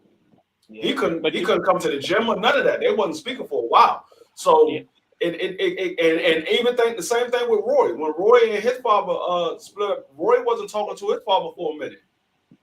So it depends on how close you are with your father. Because like I said, when it comes to like Devin Haney and Teo, their father took them to the mountaintop. Now, Teo wasn't undisputed, but he was one belt shy of being undisputed. That's cap. He was one belt shy of being undisputed, and Devin Haney, he became undisputed. So it's kind of, that's why I said it's kind of hard telling your father, I don't need you no more, when your father took you all the way to the mountaintop. And he looking at you like, what? You don't need me, man. I got you this far. And so it's kind of hard. That's why. Can you do me a favor? Can y'all put one in the chat if Teo was undisputed, man? Please. If he wasn't undisputed, please put one in the chat. Ain't nobody gonna put it. I can tell you right now, ain't nobody gonna put a 1 in the chat. I can tell you that right now. Not now. No person in this chat gonna put a 1 in there. He was never undisputed, wasn't he? Wasn't he just unified? No, He was unified, wasn't he? He was just he unified. was unified. He wasn't undisputed. He was unified. He had all the belts, man. Dog, look, hey, BBO. This is how you know if you're undisputed. If there's nobody out there that can say that they're a champion. If there's somebody else that's a champion out there, you can't be undisputed. It's a dispute. Devin Haney had the other belt. That's a dispute. I mean, that takes away from the daggone definition of undisputed. There's a dispute of you being undisputed. That's what Undisputed means there is no dispute. You got all of the belts. There is no dispute. There's none. He was a Pride champion, man. And I hate this too. Look for the ones for me, BBO. Tell me how many ones you got. I don't know if everybody heard me. I hate him. I don't know, bro. To me, I don't know. But Alicia Baumgartner, that came out as news to me because BBO broke it to me. I was like, bro, what? What? Wait, what? And I went and read it. My man T broke it to me. T broke that joint like 7 o'clock in the morning. Yeah, T broke that. He did a live stream like 7 o'clock in the morning. I was like, what? I was like, bro. She popped dirty. I was like, oh, shit. Yeah, well, there go the neighborhood. Well, I was like, now Michaela Mayer is going to start saying a whole bunch of dumb shit. It's just like, all right, here we go. Yep, so it's not like, you know. Yeah, bro, I mean, hey, the chat really let me down. I can't believe y'all hated on Teal female not being undisputed, man. Y'all nuts. That hurt my feelings on that one, y'all.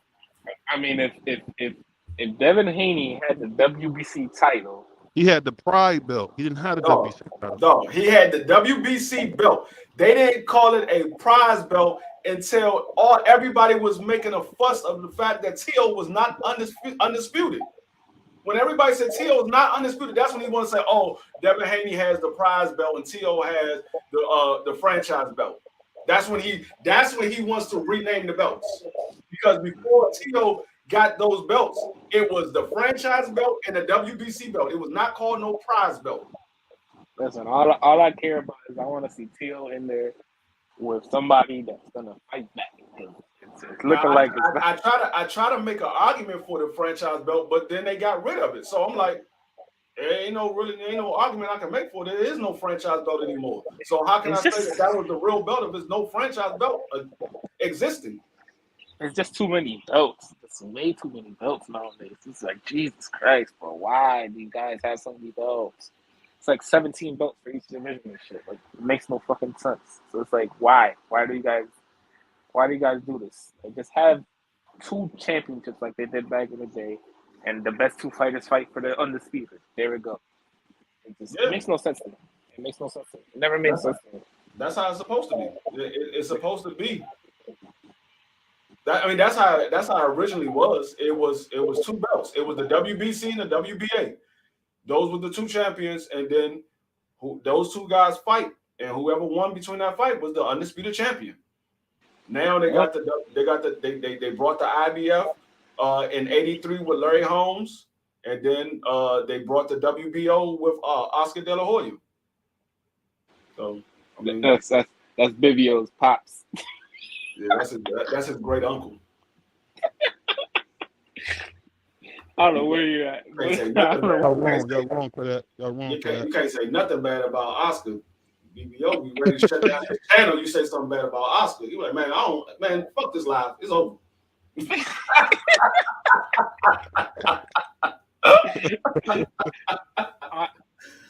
Oscar's a Steele, and Teal is his nephew.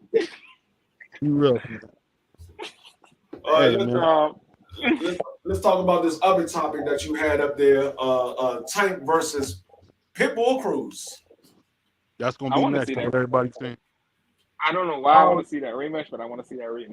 I low-key want to see that rematch. It's just I feel like he knocks him out this time. I'm gonna put it like this. I know a lot of people gonna be mad about what I'm gonna say, but I really don't blame Tank Davis for fighting Pitbull Cruz if it happens.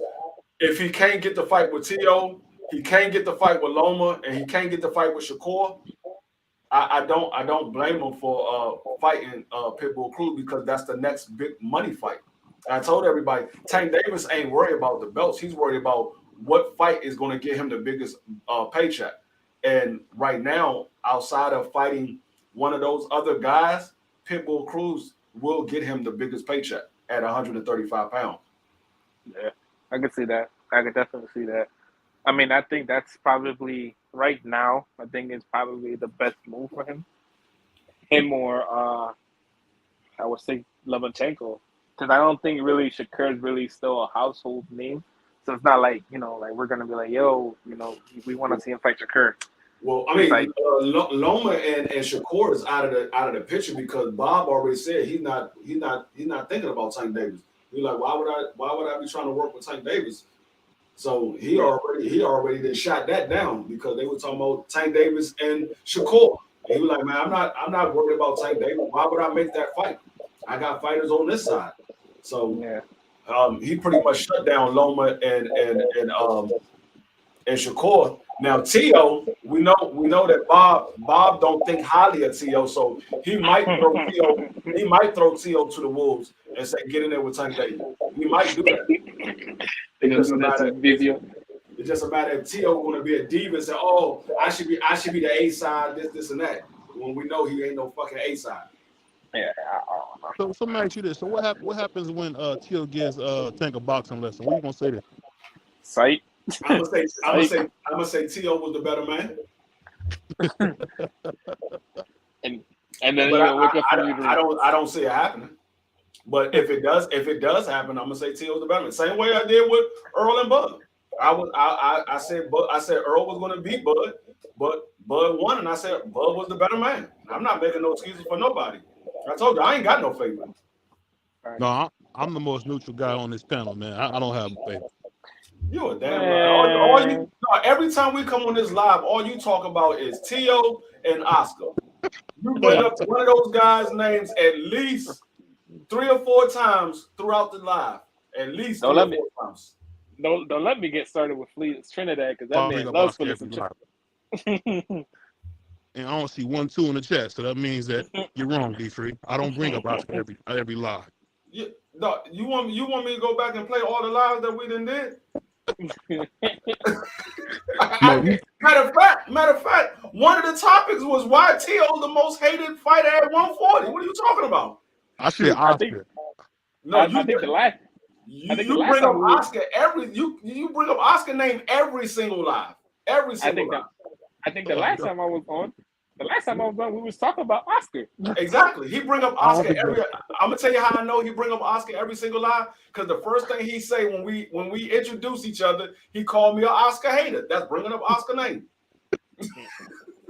That's the first thing he do. Every single live. You gotta watch DFree, man. He's from DC. He's a politician, y'all. I'm letting him fool y'all. That nigga BC said you biased as fuck, BVO. Oh man, BC. I should roast you for that, but you my brother. I'm gonna let you go, and I love you, man. But never take sides against the family. Don't do that. That's crazy. I just don't know. I mean, yeah, that's really it. There's nobody really else. But DFree's Captain. I don't bring up Oscar every live. But the more important news, let me ask you guys this. What you guys think about Canelo being so happy right now? Is that dangerous for Charlo? No, I think Canelo being this happy? I think it's dangerous for Canelo. I think Canelo might see the light at the end of the tunnel. He might be saying, oh, you know what? My career is almost over. It is almost over. I ain't got to worry about people talking shit about me so much. I mean, it could be the check that he's getting now, because that check, I know that check gonna be looking right, because Al Heyman gonna hook him up. No, he didn't got 2 big ass checks working with PBC. Yep, that Floyd fight. He had actually 3. The Floyd fight. Then he had. I mean, that wasn't a big paycheck, but that was the biggest paycheck he got up until that point. You had the Floyd fight, then you had the Caleb Plant fight, and now Jermell Charlo fight. That's a big check right there, man. You can't hate on him for that. You can't hate on him for that one. I mean, I'm hoping Jamel win. I really do want low key Jamel to win. I don't know why. I want Jamel to win, but it's just I just don't see it. I don't know. I just don't see it. Jumping 2 weight classes. That's crazy. The OG Dr. Mock. What you doing? What's going on with you, Dr. Mock? Hey, Dr. Mark, my brother. He said, hold on. He said Canelo is about to rematch Lara, but he didn't want to, and I know why. Man, he would have beat Lara. He beat Lara already. Why go fight Lara again? Hold on, guys. If you're running in a fight and it's literally running and you're running from a guy, you should not win a fight. I'm sorry. That Floyd that everybody was talking about, like Floyd's one of a kind. That's it. There's nobody else that's like that. Bivol did his thing because that's what he's gonna do. We gotta stop with this Lara beat him because Lara didn't beat him at all. Like Lara at beat him. all. Lara beat him. No, bro. I'm sorry. No, he didn't. We Lara can sit down anytime and watch that fight again. We'll tell you no, bro. Like no, that's no way. It was a close fight, but I edged it out for Lara. Nah, bro. To me, if you're running for 12 rounds, bro, you do not deserve that. He ran for 12 rounds. Bro. Y'all call it running when you can't land a punch on somebody. That's what y'all call it. Y'all call it running.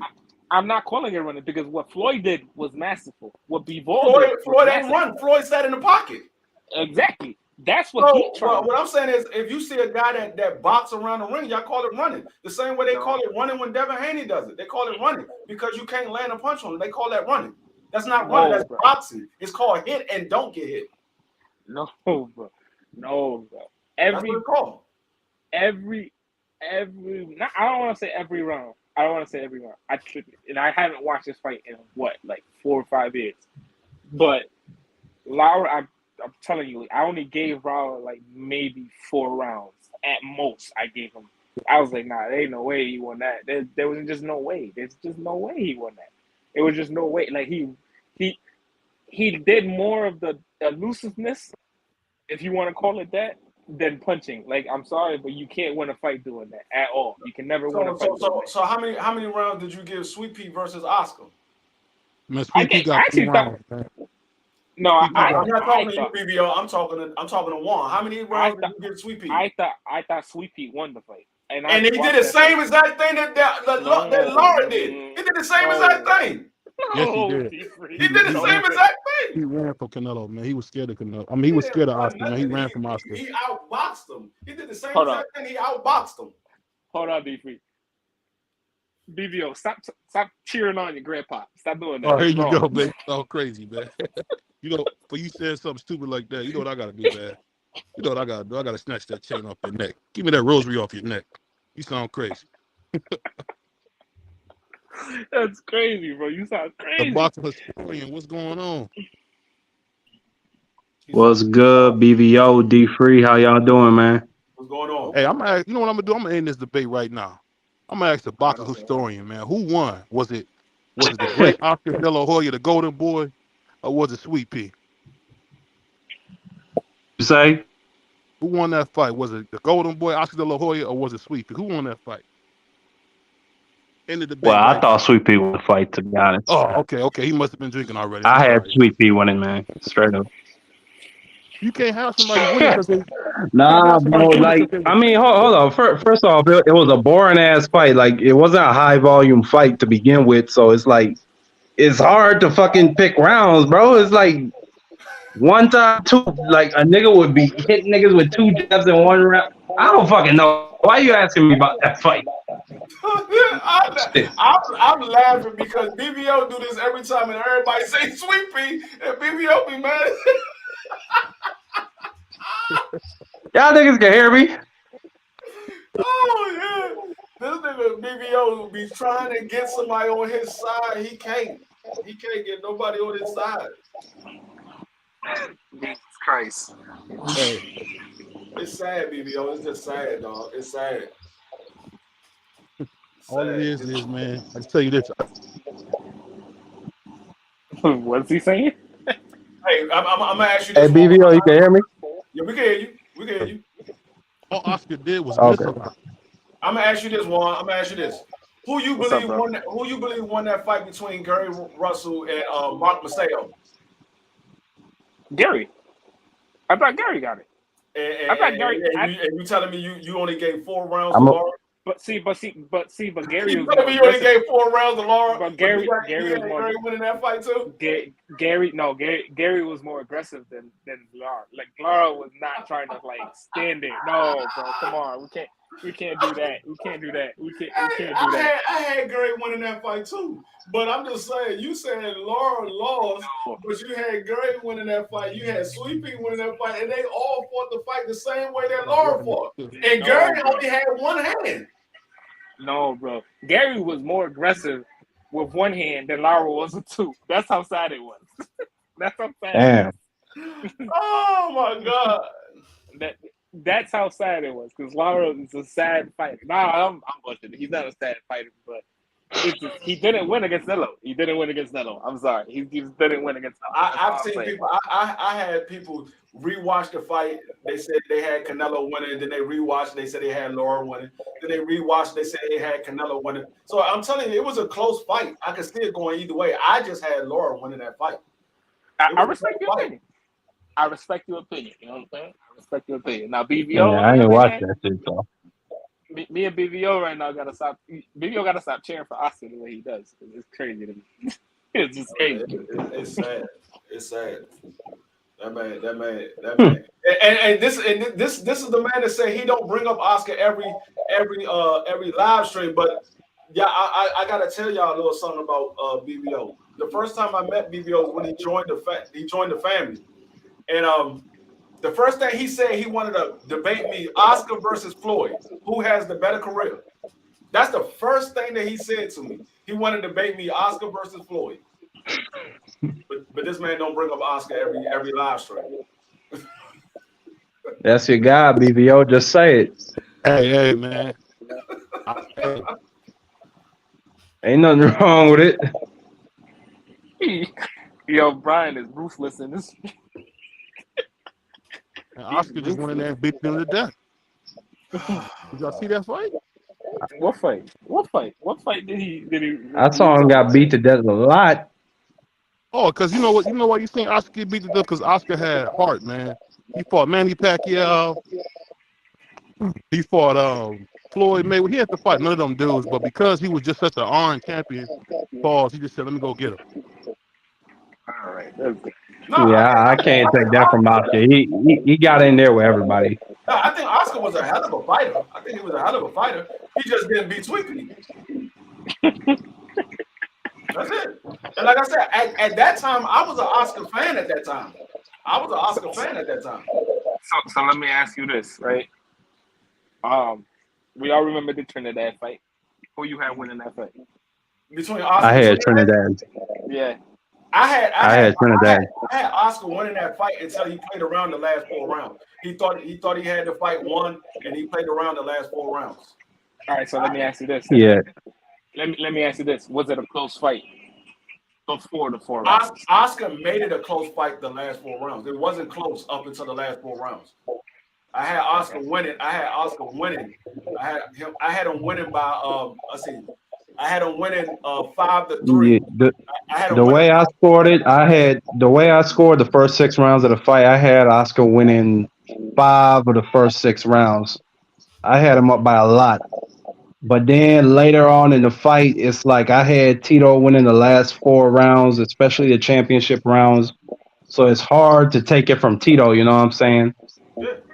I admit, like I said, he played around the last 4 rounds, and so he lost it because I had him winning 5-3 going into those last 4.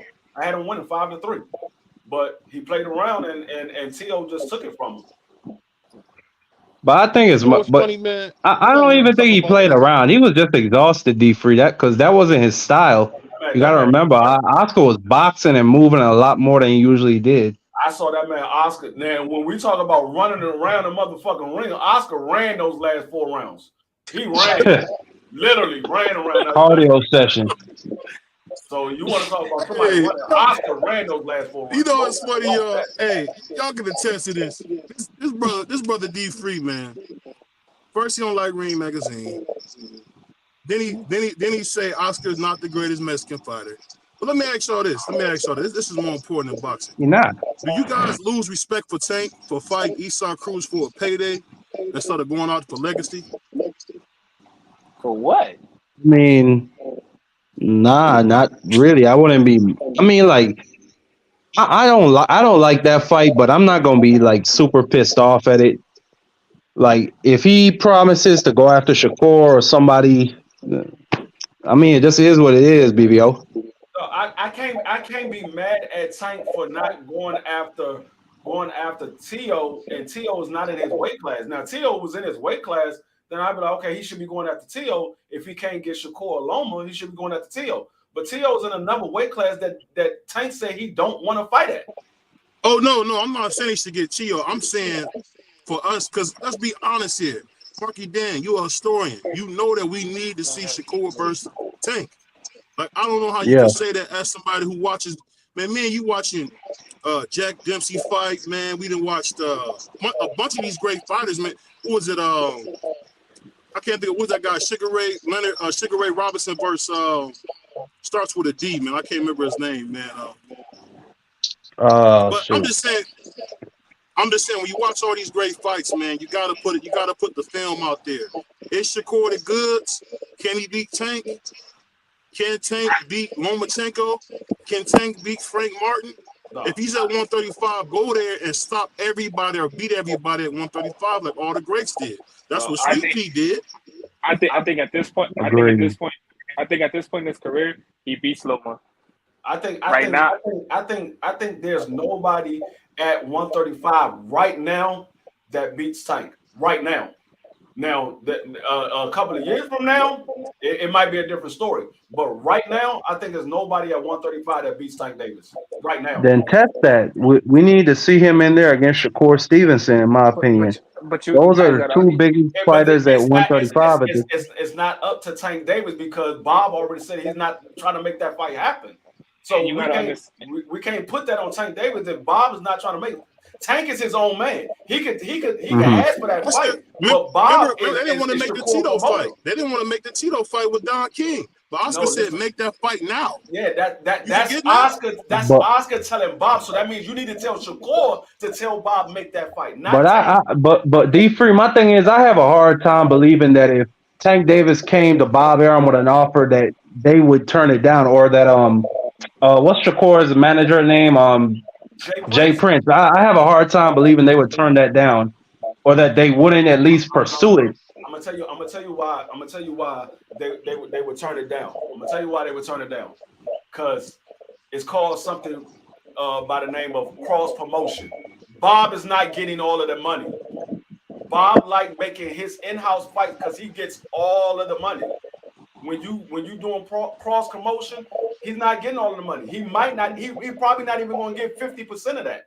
He's going to get whatever PBC decides to give him because Tank Davis is the A side. So he's going to get what PBC decides to give him, and then he'll get his cut from Shakur, but he's not getting all of the money. And I don't know, but but when you think about the risk versus the reward. What happens if he beats Tank Davis, DFree? But you can't say that. He's the biggest fuck. My bad. He's the biggest star in the world. But yeah, go ahead.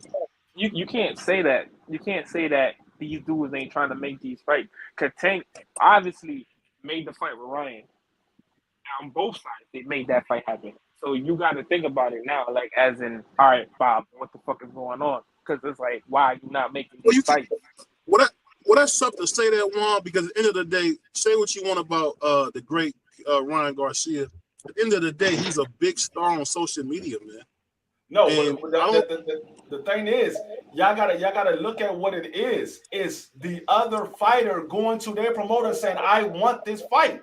Because Ryan did that. It's on Shakur to say, Bob, I want this fight. I don't want nobody else. I want this fight. So if Shakur doesn't do that, you can't put that on Tank Davis because Tank Davis, all he can do is send an offer. If Bob said, no, I'm not taking that fight, then it's on Shakur to say, hey, I want that fight. You can't say nothing about it. The dude made a big fight. He made basically the biggest fight of this Did you not year. hear what I said? Ryan went to Oscar De La Hoya and said, "I want that fight." Exactly. So that's why I said Exactly. it's on Shakur. It's on Shakur. All Tank can do is send an offer. It's on Shakur to say, "Look, I want this fight." I'm on your side, sir. Right. Relax. I'm on your side. I'm on your side on this one. It's on Shakur. It's not on Tank. It's definitely not on Tank. It can't be on Tank because you got to think about it. Like we said, Ryan and Tank did it. Why can't y'all don't do it? Why can't y'all don't do it? Man, do you know that the axe to get Arturo Gotti, and he got him? You got to, as a great fighter, you got to go chase. But you got to remember, Arturo Gotti at Finish this the real time, quick. Let me finish real quick. Has not. He cutting off y'all here, right? He beat up an old Jamel Hey, Henry. you cutting out, BBO. He beat up an old Oscar. If we did the whole life with him getting, man, he got beat from pillar to post. From was it? No, at the end of the day, BBO, you cutting out. but he did want Oscar Valdez. And at the end of the day, he's, I think that's your Wi-Fi. No, yeah, you cutting up. I know what he's saying. What he's saying is Shakur Stevenson beat an old Jamarian, he beat an old Oscar Valdez, and we just seen Oscar Valdez get beat up by Neverati. So Shakur got to go out here and make this big fight if he want to put his name out there. That's what BBO is saying. You can't, man. You can't say that because Oscar Valdez was the champion. And then Jamel Henry was the champion. So now are you calling them old because I mean, George Kambosos was a champion, but nobody seems to respect that dude. 30. I mean, come on now. At the end of the day, you still have to respect it. The guy got to the mountaintop. At the end of the day, you still got out to respect of George Camp. Like, I hear what you're saying, but it's like them dudes, like, they not up there. You know what I'm saying? Like, Jamel Henry lost his next fight bad. Oscar Valdez, he just got beat to death. Yeah. How much value do you place on those wins now? You can't say that because he just That's came just off that's just me. knocking out Belcher. He just. I mean, I'm not gonna take no value away from it because at the time when he fought Oscar Valdez, he was undefeated. He was a champion. He was a 2-division champion at the time. Jamel Hearn had just beat Carl Frampton. So I'm not taking nothing away from him. Now we're looking at what happened since then. But at the time, Oscar Valdez was considered one of the best fighters at 130. He was considered one of the best fighters at 130 at the time. So let me ask you this: he couldn't even open his eye. I understand that. We're looking at what happened since. Nah, but even before that, we thought he lost, or I thought he lost that fight to Conceição. Yes. And he was a drug cheat. Like nobody respected that nigga, to be honest. I mean, but even still, he was still considered one of the best at 135. I mean, at 130, he was still considered one of the best. Even though, like I said, I'm right there with you. I believe he lost to Robert Kaseykian. I believe he got a gift decision in the other fight as well. But at the same token, that man still was undefeated, and he was considered one of the best. We looking at since he lost to Shakur, what has he done? But we can't look at that before then because he was considered one of the best. Exactly. You can't say that. You can't say none of that. You can't. But see, that's not fair. That's not fair, DFree. I'm gonna tell you why that's not fair. But you just seen Rolly go up there and become champion at 140 after fight 10. I mean, so I'm gonna tell you like this. I'm gonna put it this way. So if y'all say that, so do we take the credit away from Demetrius Bivol if Canelo go out here and get beat to death by Jamel Charlo? He looked bad in the last 3 fights. Do we take the credit away from Demetrius Bivol? Yeah, I mean, like, no, the win doesn't look as good, man, because it would be like Canelo is on a downslide. No, you don't take. But the still, I mean, but hold on. Let me say this. I don't take no credit away from Shakur's performances. I just look at the opponents and be like, who has he fought? I don't take no credit away from his talent. If you understand what I'm saying. Well, I mean, if that's the case, then you got to take all the credit away from Bud Crawford. Then Up until he Oh fought, damn, that's cold, DFree. up until he fought Earl Spence, you gotta take all the credit away from Bud Crawford. Shoot, that's the case. You got to take all the credit away from Manny Pacquiao because after he lost to Marlon Perkins, you got to do that for a lot of people. So you can't do that. You can't do that because they look No. bad. Hold on. Y'all think y'all slick. Earl, hold on. Those two fighters, Valdez and Jamel Herring, they on a downslide right now.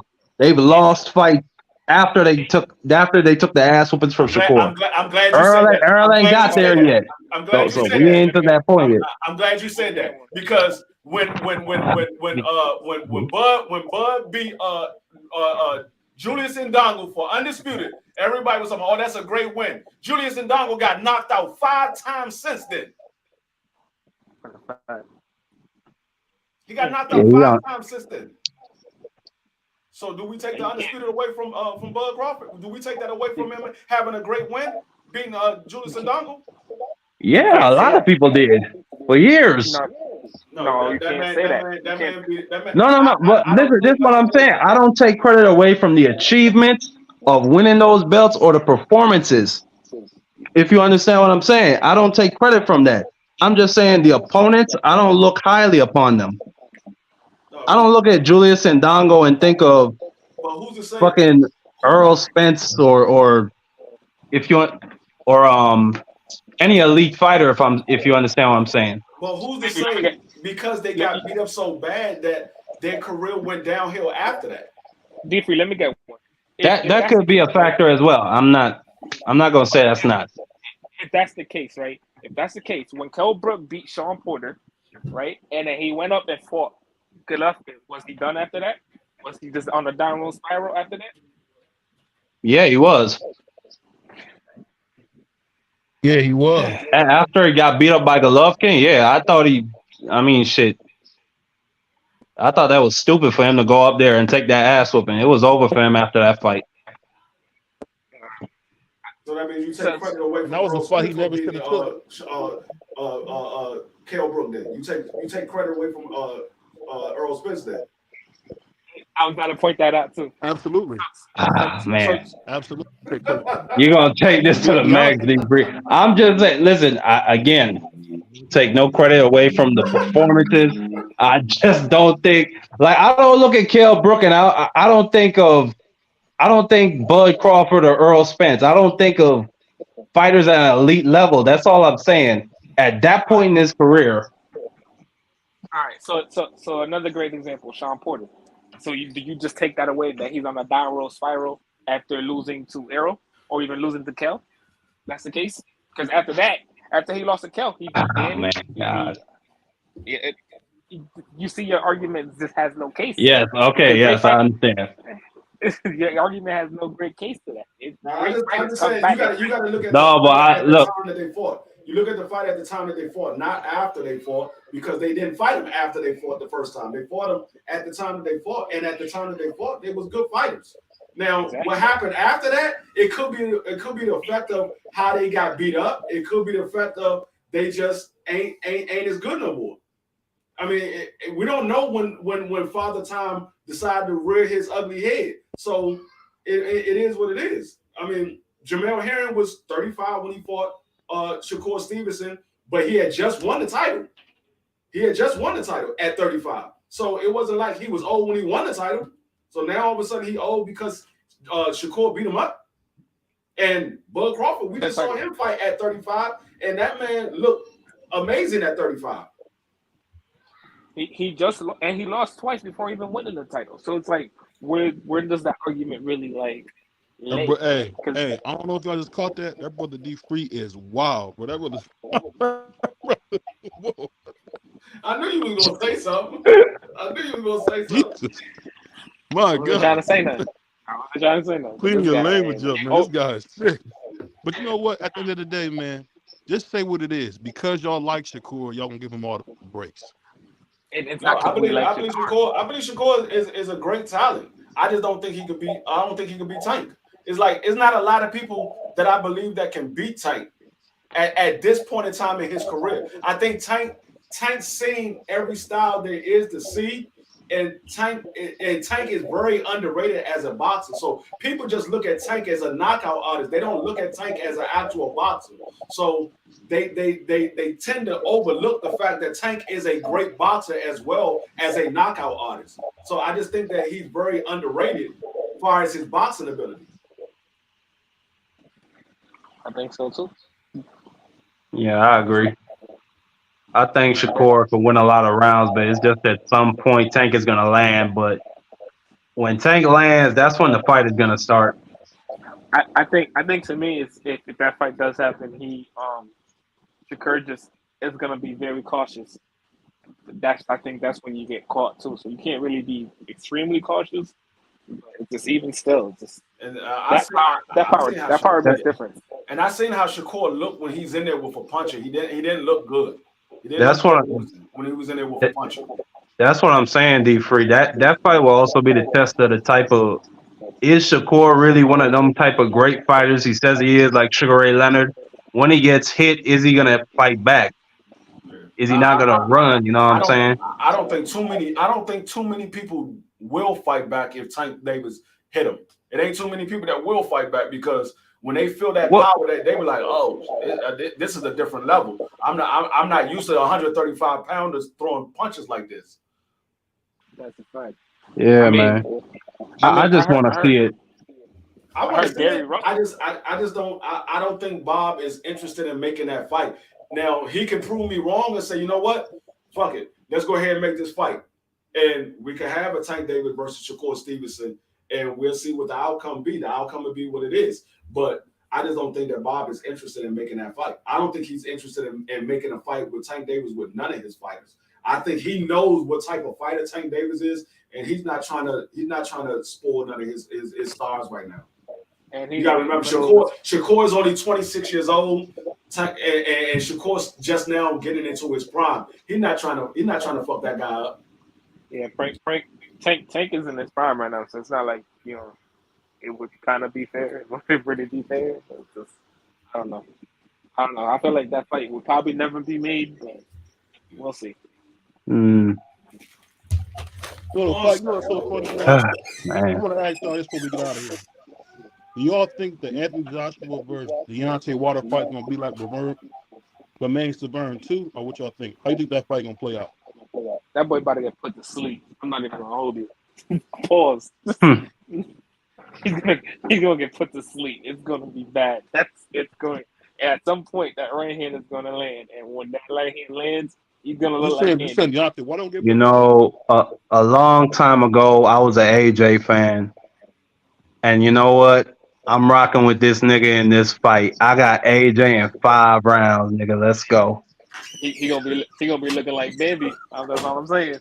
He gonna be looking like Bambi. Wilder on them skinny ass legs. Fuck you, mean. It's a Wilder lands. It's gonna, you know what? It's gonna be a slugfest, 5-round slugfest. One of them old classic heavyweight fights. I guarantee you it's not. Derek James is not gonna let it be a slugfest. I guarantee you it's not. I guarantee it. Who y'all talking about? You talking about AJ Wilder? Man, AJ is not making it past round 5. He's not making it past round 5. Well, we had the same round, just different fighter. He is not making it past round 5. AJ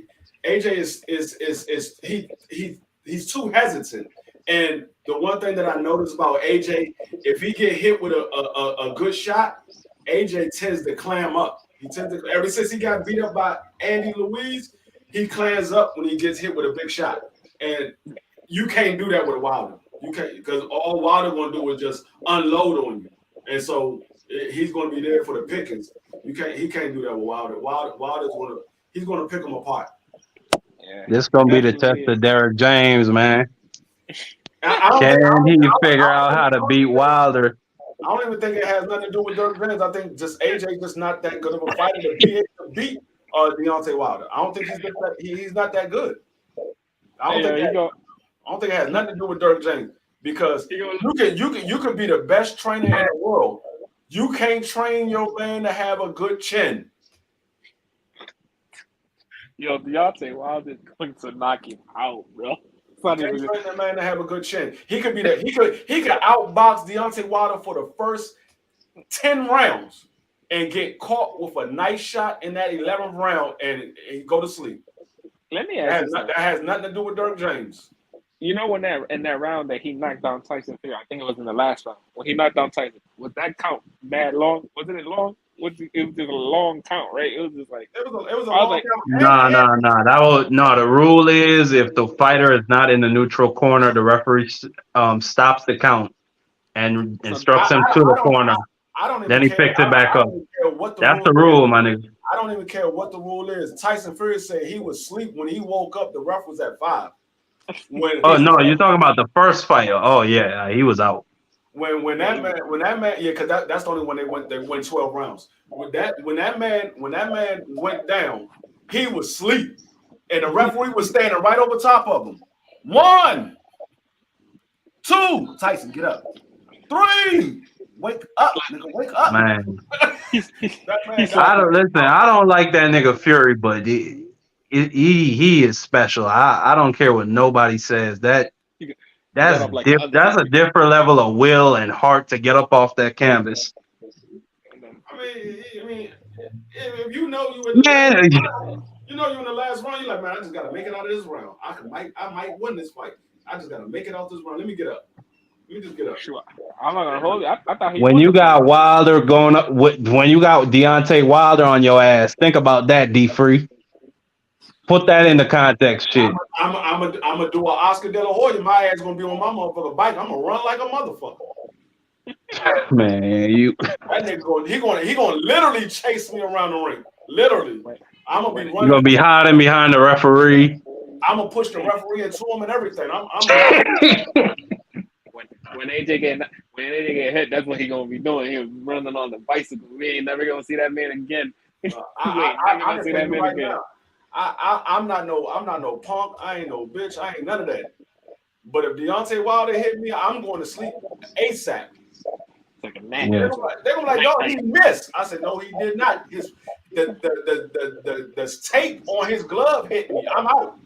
Give me my check. Hey, they was telling me that back in the 80s, there used to be like a game they play where you get hit by Mike Tyson for $1 million. Would you get hit by Deontay Wilder for $10 million, DFree? Nope, because that $10 million clean. You have to be blindfolded. He don't know when he go. You don't know when he's gonna hit you. Nope, because that $10 million is going to my family and kids. Because I'm not gonna live to be able to spend none of that. Shoot. I'm gonna be in a hospital bed, or I'm gonna be in a I'm gonna be in the grave. One of the two. Hey, you see that ripple go through Tyson Fury? That shit will kill a normal human being. I'm gonna tell you the worst knockout that I seen that Deontay Wilder did to somebody is when he hit Dominique Brazil. That man body just collapsed. He didn't fall back. He didn't fall forward. He just collapsed. I was like, yeah, dog, you got to get hit hard to make a man collapse like that. He had no strength in his body. Like who else zapped him? Instantly, his lights went out. Instantly. As soon as the punch landed, he was over. You know who else too? Though Stavern too. My bad. You know the fight I was thinking about was Gallivan. Versus is that right? Is that right, Marky Dan? Gallivan versus Robinson. Yeah. Oh yeah, that's one of the. Oh, that's one of the greatest fights of all time. It's a shame it wasn't on film. But you know what? One thing somebody said in the chat that's true, and I want to get y'all opinion on this. Should Fury rematch Ottawa Lynn? I don't know if y'all remember, he had him pretty bloody, man. Anybody else? Nah, he needs to go ahead and fight Usyk. Was that a headbutt? That wasn't a headbutt. That was a punch. Yeah, that was a punch. I ain't watched the fight. Even if he rematch Ottawa Lynn, he stops Ottawa Lynn now. He put on way too much weight. That Tyson Fury was a Tyson Fury that was no homo. It was smaller and he boxed more. This Tyson Fury, he stands still a lot more and he weighs on you. He just grab and hold you and weigh you down and tire you yeah, down. He's a complete fighter. this Wilder right now would stop Adewale. I don't think Adewale makes it past 6 rounds. He'll stop him.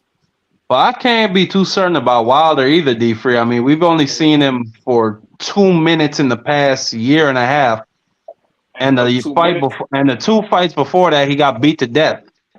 Yeah, and but 2 minutes. we The 2 minutes he was in the ring, he put the man to sleep.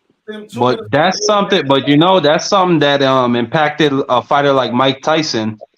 No, but the thing is, we've seen him for 2 minutes in a year and a half. But we also seen AJ in that fight with that same guy, and AJ was very hesitant to throw a shot with that guy. That's true. Very, very hesitant. He was very but you can't use a triangle theory, man. Come on now. AJ is a different kind of fighter. I just think, to tell you the truth right now, the best 3 heavyweights in the planet right now are Tyson, Wilder, and Usyk in that order, because it's just there's not a lot of fighters that are going to beat those 2 dudes. I think Joffer's better than Wilder right now. That's just me. No, I'm sorry, but Wilder. I haven't seen Wilder fight in a while. That's what I'm saying. He only fought once in the last 15 months. He got beat. You think who is better than Wilder right now? Right now, AJ. I think AJ. I don't know. I favor Wilder, but I just think AJ, man, he looked really good coming out of it. He looked good, bro. But it's just roll the video and snatch your own damn chain. What the hell are you talking about? Not that man chain. No, that's your chain. Even with the AJ looking better than what he looked in the past, he still didn't look as good as Wilder looked in that 2 minutes that we saw Wilder. And Wilder looked like he understood more of his distance. No, in those 2 minutes. Do you understand? Wilder knocked him out going backwards. He was on his back foot when he knocked him out, and he didn't even extend a punch. He wasn't coming forward. He was going backwards, and he caught him with a right hand, a quick right hand, right across the chin, and that man went to sleep. That man went to sleep with his eyes open. His eyes wasn't closed; they was open. He was asleep. My God! That man was snoring with his eyes open. He said he woke up 2 minutes later talking about what happened. No. And what did AJ do to him, man? Y'all niggas capping, bro. AJ gonna put him to sleep. I saw Wilder on his toes. I saw Wilder show head. You're gonna see Wilder nose broke. He gonna be bent in half over the ropes. Believe it. No, we only seen Wilder bloody in one fight. No, I seen Wilder 2 fights. And that he wasn't blood. Yeah, and Joseph against the Finnish dude. I can't remember his name. The Swedish dude had him bleeding too. Yeah, no, he was Swedish. You talking about the one that he had? You talking about the one he had twitching in the ring? Joseph do something like that. Joseph something. He knocked him out too. He put him to sleep. Nah, they had to throw in the towel. That dude had a tough chin. I think Wilder only dropped him once. Yeah, he put him to sleep. Put him to sleep. That's all he needed. Put him to sleep. Take a nap. Only 2 people went the distance with Wilder. He got. But anyways, man, ain't even the point. The fight got stopped. There's only 2 people that went the distance with Wilder. He knocked out Stavern in the second fight. Stavern was the first guy that ever went the distance with him, and then he knocked him out in the second fight. That second Stavern knockout is the most violent shit I've ever seen in my life. That looked like. It looked like something you see in a video game, like God of War or something like that. That shit remind me of Ray Mercer. Or Mortal Kombat. That shit remind me of Ray Mercer versus Tommy Morrison. He beat that man down. Yo, for real. He beat that man down. Oh, that was a good fight too. When he punched the way how he stood over him, like I ain't never seen no shit like that in a boxing ring.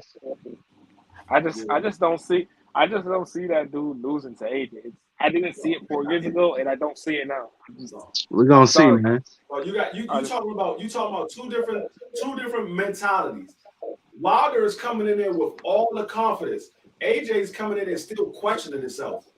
You can't go into a ring questioning yourself with a Deontay Wilder. I don't care who you are. And coming off his third trainer at that, so it's not like, you know what I'm saying, like you gotta like, oh bro, like you gotta We kind of gotta Let's like be really honest think. here. Well, Let's be honest here. AJ also said. Well, my bad, BBO. Go ahead. No, what I'm saying. Let's be honest here. Malik Scott is very, very green too, man. Because Jared Yeah, but Washington look, got beat to death by Chisora. And I don't know if Malik Scott got the goods as a trainer, man. I really don't know that.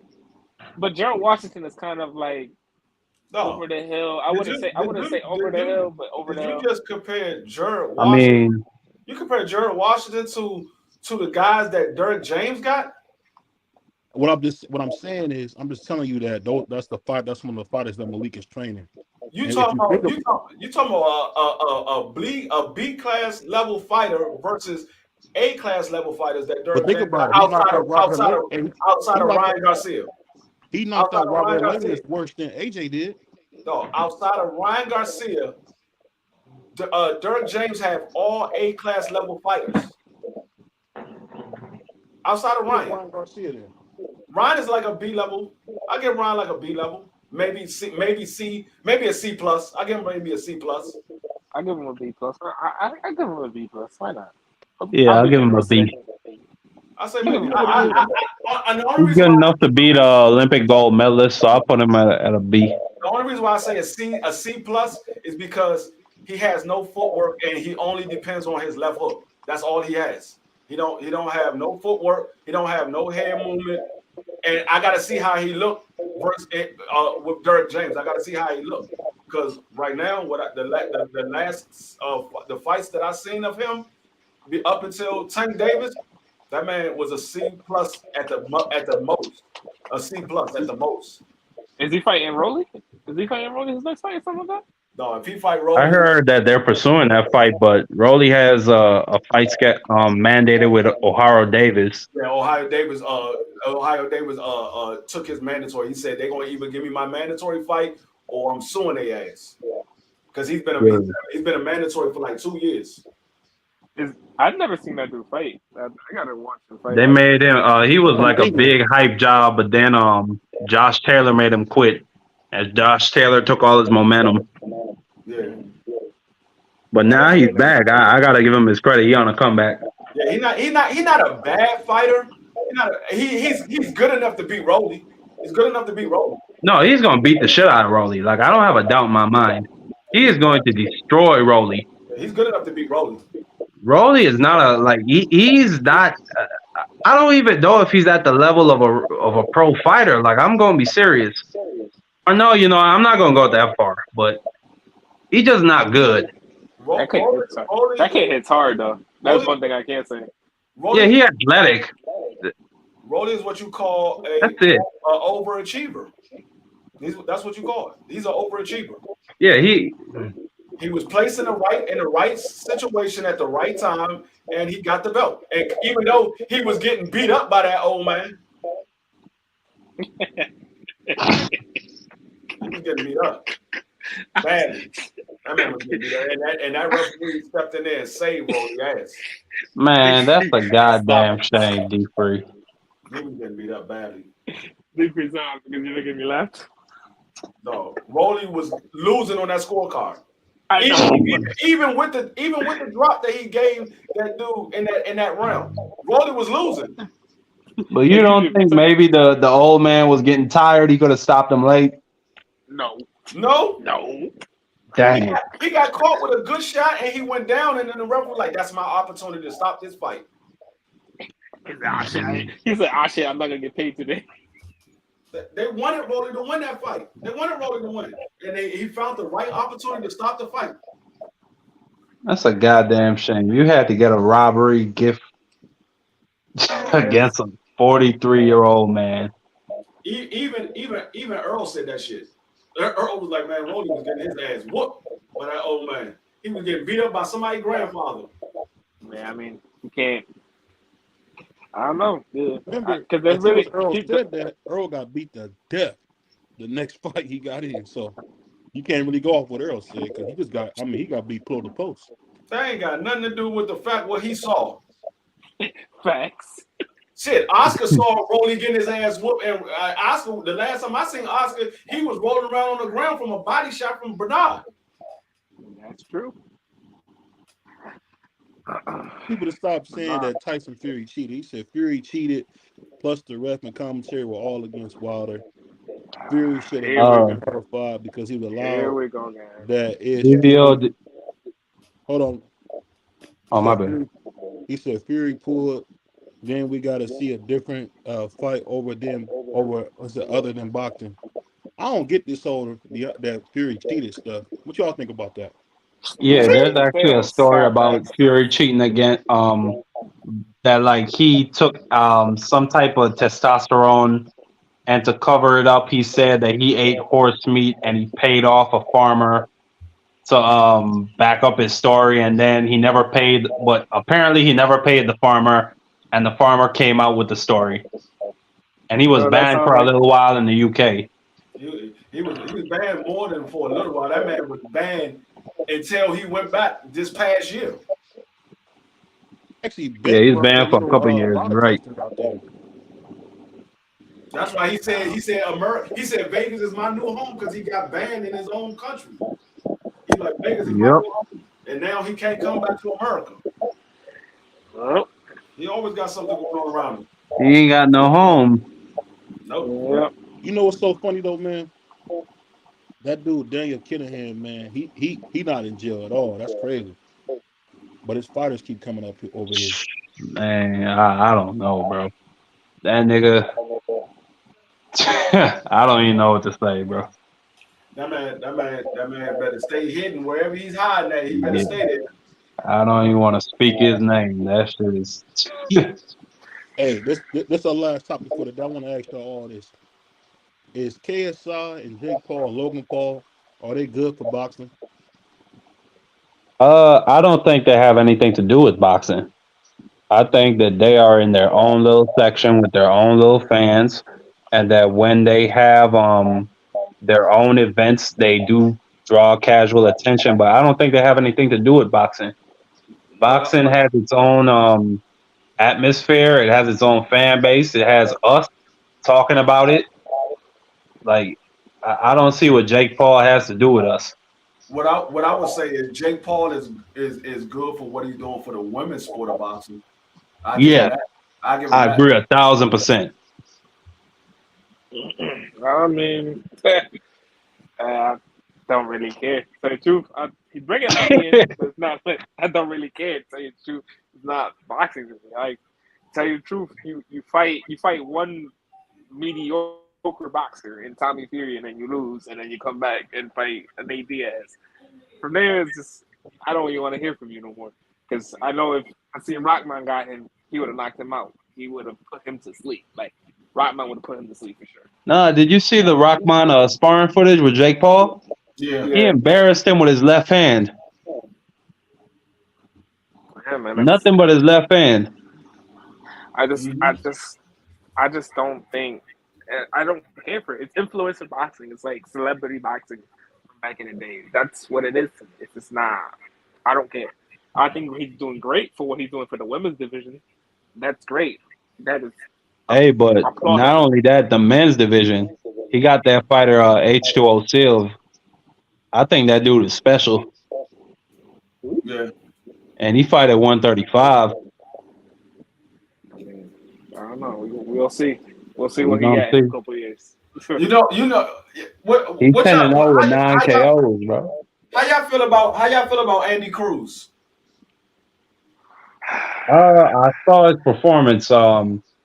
Real good debut against a dude that has never been stopped. He's fought Keyshawn, Mikey Garcia, and a handful of other fighters that were really good. So yeah, good performance. Now, what do you think that Andy Cruz beat him up better than Keyshawn did? I didn't really watch that fight with Keyshawn, so I can't really say. I gotta rewatch both fights and then I can get back to you on that. I'm not even gonna. I'm not gonna. I gotta watch both fights again. I'll get back to you. I think in 3 years, Keyshawn Davis might be one of the best fighters in the world. Me too, but he gotta let his career get there. No. I mean, he has potential to be, he is not one of the best fighters in the world. He has potential because Keyshawn ain't better than no daggone Abdullah Mason. He's not better than Abdullah Mason. That kid is nice. That kid right there, that kid is special. That's what when you say a special talent from Devin Haney, Abdullah Mason is a special talent. That's a special talent. That man is only 18 years old, and he looked like he's around Tank Davis' age. That kid can fight. Him and I think Bruce Carrington can fight too. Like I don't know. Like right now, I don't see. I don't know. I don't see Keyshawn in 3 years being one of the better fighters in the world. I think give it more 5. But then again, what we could really predict, so it's not like it's predictable. I think. I don't know where does Keyshawn really fit in, bro. Like I think Keyshawn. I know we talk about Andy Cruz being his big fight, but it's like that. I mean, he did beat Keyshawn. Yeah, I was saying, every time in the amateurs, he beat that man every time in the amateurs. I think they faced each other like 5 or 6 times. He beat that man every time. Yeah, I just don't because like I think Andy Cruz. But like, is that like 4 fights? I think give Andy Cruz like 4 fights, he can compete with a lot of these dudes. But I just don't really because I see certain things in Keyshawn's game where it's like, okay, maybe he does need to work on certain things, or maybe gets learn how to like step on the pedal a little bit more. You know what I think Andy Cruz is? I think Andy Cruz might be one of the best boxers with no power. Yeah. That man, he was hitting that man with everything. That man wasn't going nowhere. Now, dude ain't never been stopped, DFree. Yeah, I know. He ain't never been stopped, but Andy Cruz ain't put no fear in him at all. Like, even when Keyshawn fought him, he ain't been stopped, but he wasn't coming at Keyshawn like he was coming at Andy Cruz. Yeah. He wasn't coming at him like that, but he never been stopped. He didn't get stopped, but he was more hesitant against Keyshawn. But when he fought Andy Cruz, it was like, okay, your punches ain't doing nothing to me. I mean, he just started walking straight through. Now, I think Andy Cruz has the skills. He just don't have the power. He's like a low budget Devin Haney, like a low budget Devin Haney. He don't have. Yeah. He has the skills. Wow. He don't have the power though. That man got excellent boxing skills. Excellent boxing skills. He just don't have no power. See, when you say that, I see what you mean.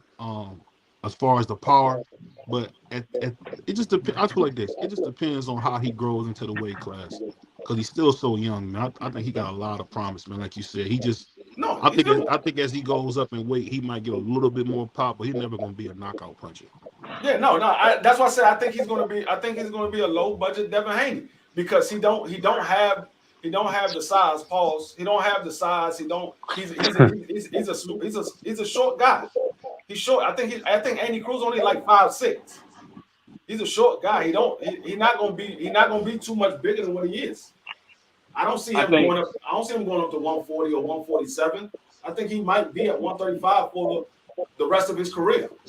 He gonna be a life for 135. He already 27 years old, so that might be right. Yeah.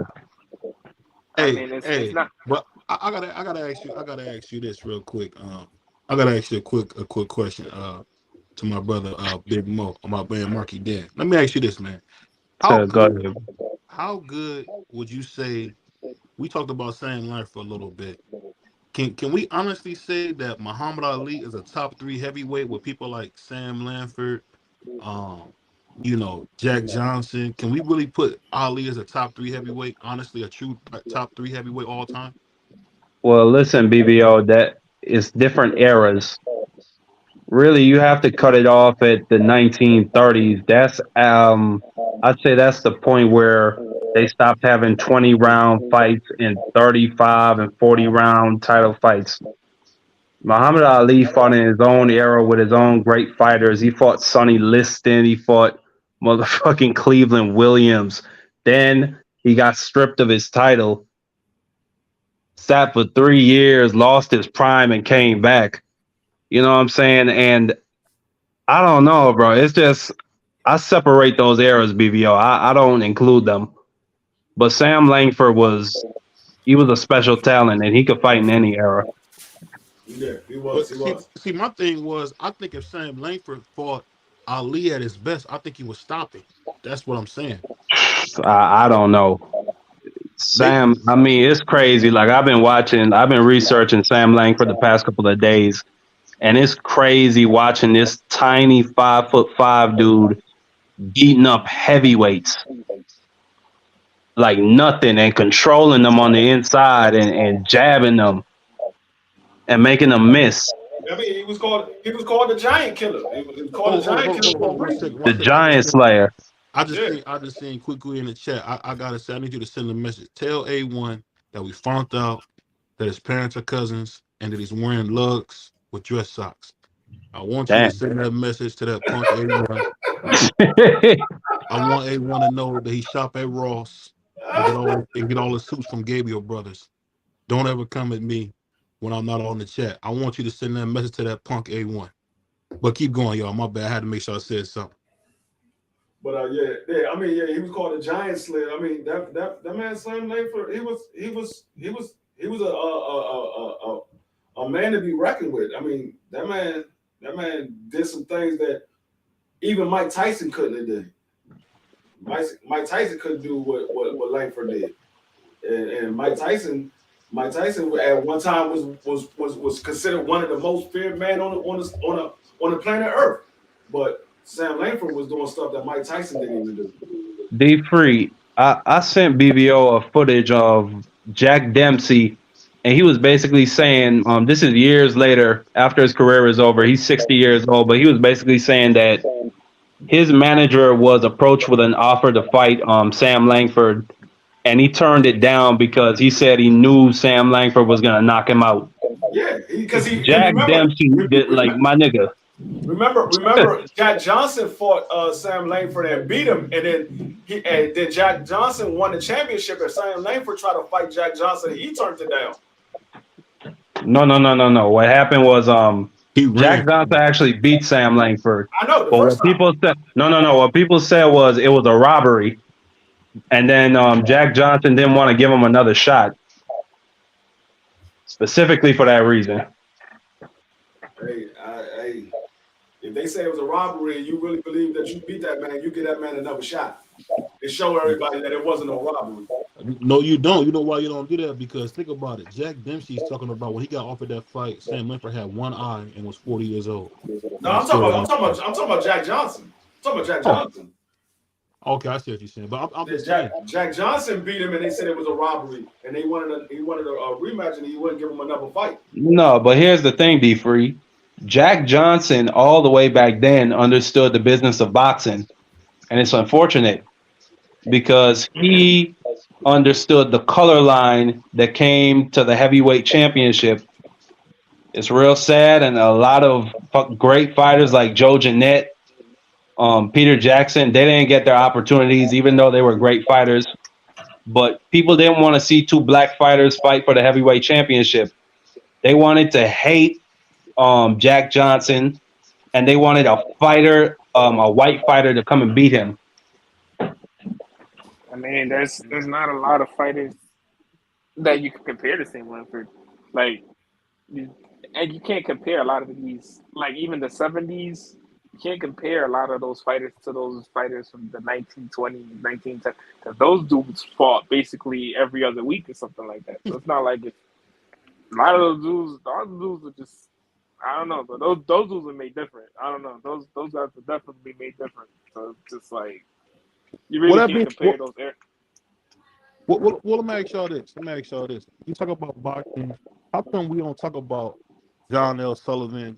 Or everybody try to say they got eras, but really, I believe that, like you said. But some of those guys, man, I tell you, if Joe Frazier fought right now, he would be a terror. He would. I mean, absolutely, yeah. At I think he would beat the shit out of Deontay Wilder. That's my opinion. He would hurt Deontay bad, man. See, and I tell people that a lot. I hear people talk about Bud Crawford beating Sugar Ray Leonard and all these guys. I keep telling people you fighting in a different era. You can't compare the two eras. When you look at the era of the 80s, you look at the era of the 70s and the 60s and the 50s. Those are different eras. You can't compare the two. They go through different things. So, like the fighters nowadays, they have different ways of becoming athletes. Back in the days, it was just who's the better man. They didn't have the gyms and you go out there and work out like they do now, where you go out and work out and get bigger, pause, and become a stronger, bigger fighter. Back then, it was just you get in the ring and you fight. A lot of those guys, if you look at them, they ain't had no body. They wasn't ripped up like that. They were just pure man versus pure man. Mm-hmm. That's why that's I feel like that's why. But I don't know, because to tell you the truth, I really don't think there's a lot of fighters that beat Sugar Ray. Like today, there's not a lot of fighters that beat Sugar Ray Leonard. I don't even think a lot of the fighters today are beating Marvin Hagler. I think Andre Ward would beat. I think Andre Ward would beat Marvin Hagler. Nah. Well, Hagler never fought at 168. No, I'm talking about if he came to 160, I think he could beat him. Because remember, he was at 160, but Triple G wasn't giving a fight, so he went up to 168.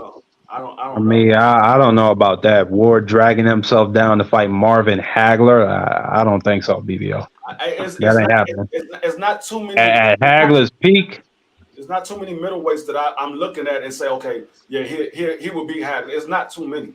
Not too many. I think Carlos Monzon would beat Hagler. I think Sugar Ray Robinson. I think Bernard would have given him a run. It's a handful, but still, yeah, it's a. I think Bernard gets stopped badly against Hagler. You think so? Yeah, he does. No, I think Bernard is smart enough. He'll survive in that fight. No, I think because Hagler, he does what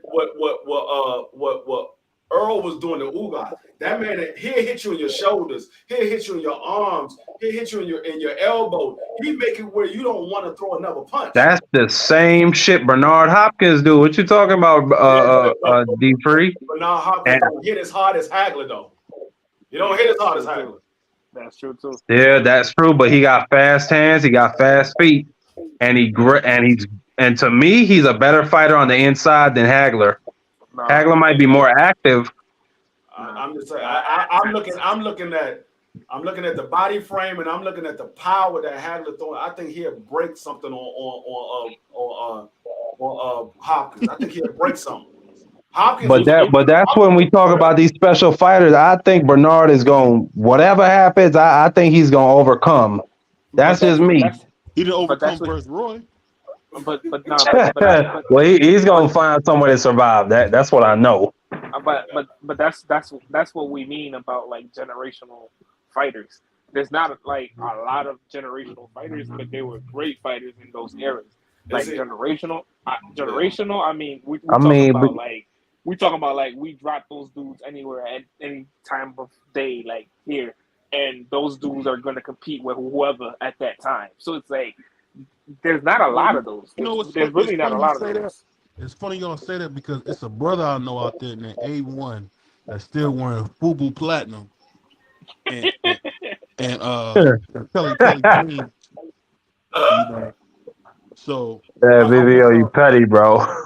Hey, I want y'all to know this. A brother out here still wearing Platinum FUBU, man.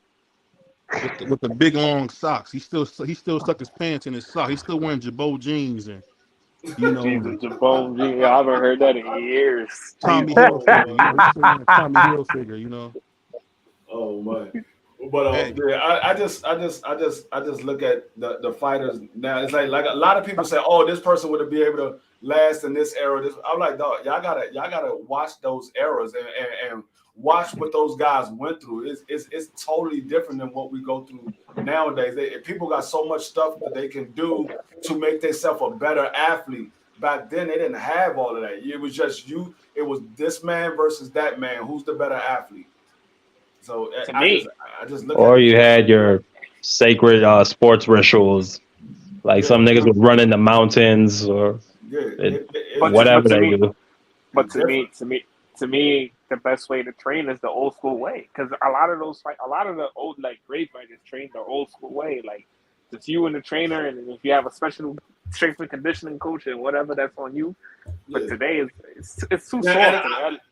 And I'm not saying that some of these guys wouldn't be able to fight in that era. I just don't think they would be as great as they are in this era. I don't think they would be that great back then. DFree? No, Oh, hold on 1 second, y'all. I don't want to get the people too much. We're gonna be back same time, same station, Wednesday at 7:15. Is it Thursday or is it Wednesday? I know we do football. Wednesday and Thursday. Wednesday and Thursday. We'll be back. Is that the football show we doing Wednesday? No, the football show we do tomorrow. We do the football show tomorrow. Okay. So we do the football show tomorrow. BBO, don't forget to send me the link this time, bro. I won't forget. Hey, but just remember, y'all, if you're ever feeling down, just remember there's a guy out there named A1 that's still wearing Jabot jeans and white t-shirts. Oh man, you petty as hell, bro. When they pulled my man A1 over, he had on some and1 gym shoes. So if you ever think you're having a bad day, just remember my brother A1 called it TWT. That's one Air and1 tennis shoes with no socks. He said he was wearing Bufu. Shout out to my boxing historian, Marky Dan. Shout out to my co-host, the great DFree, aka the Oscar hater, aka Rain Magazine hater. And of course, one of my most faithful subscribers, my man Juan. Salute to Juan. And we're gonna be yes, sir. Boss Show. Browns. Peace. And we go. All right. Peace.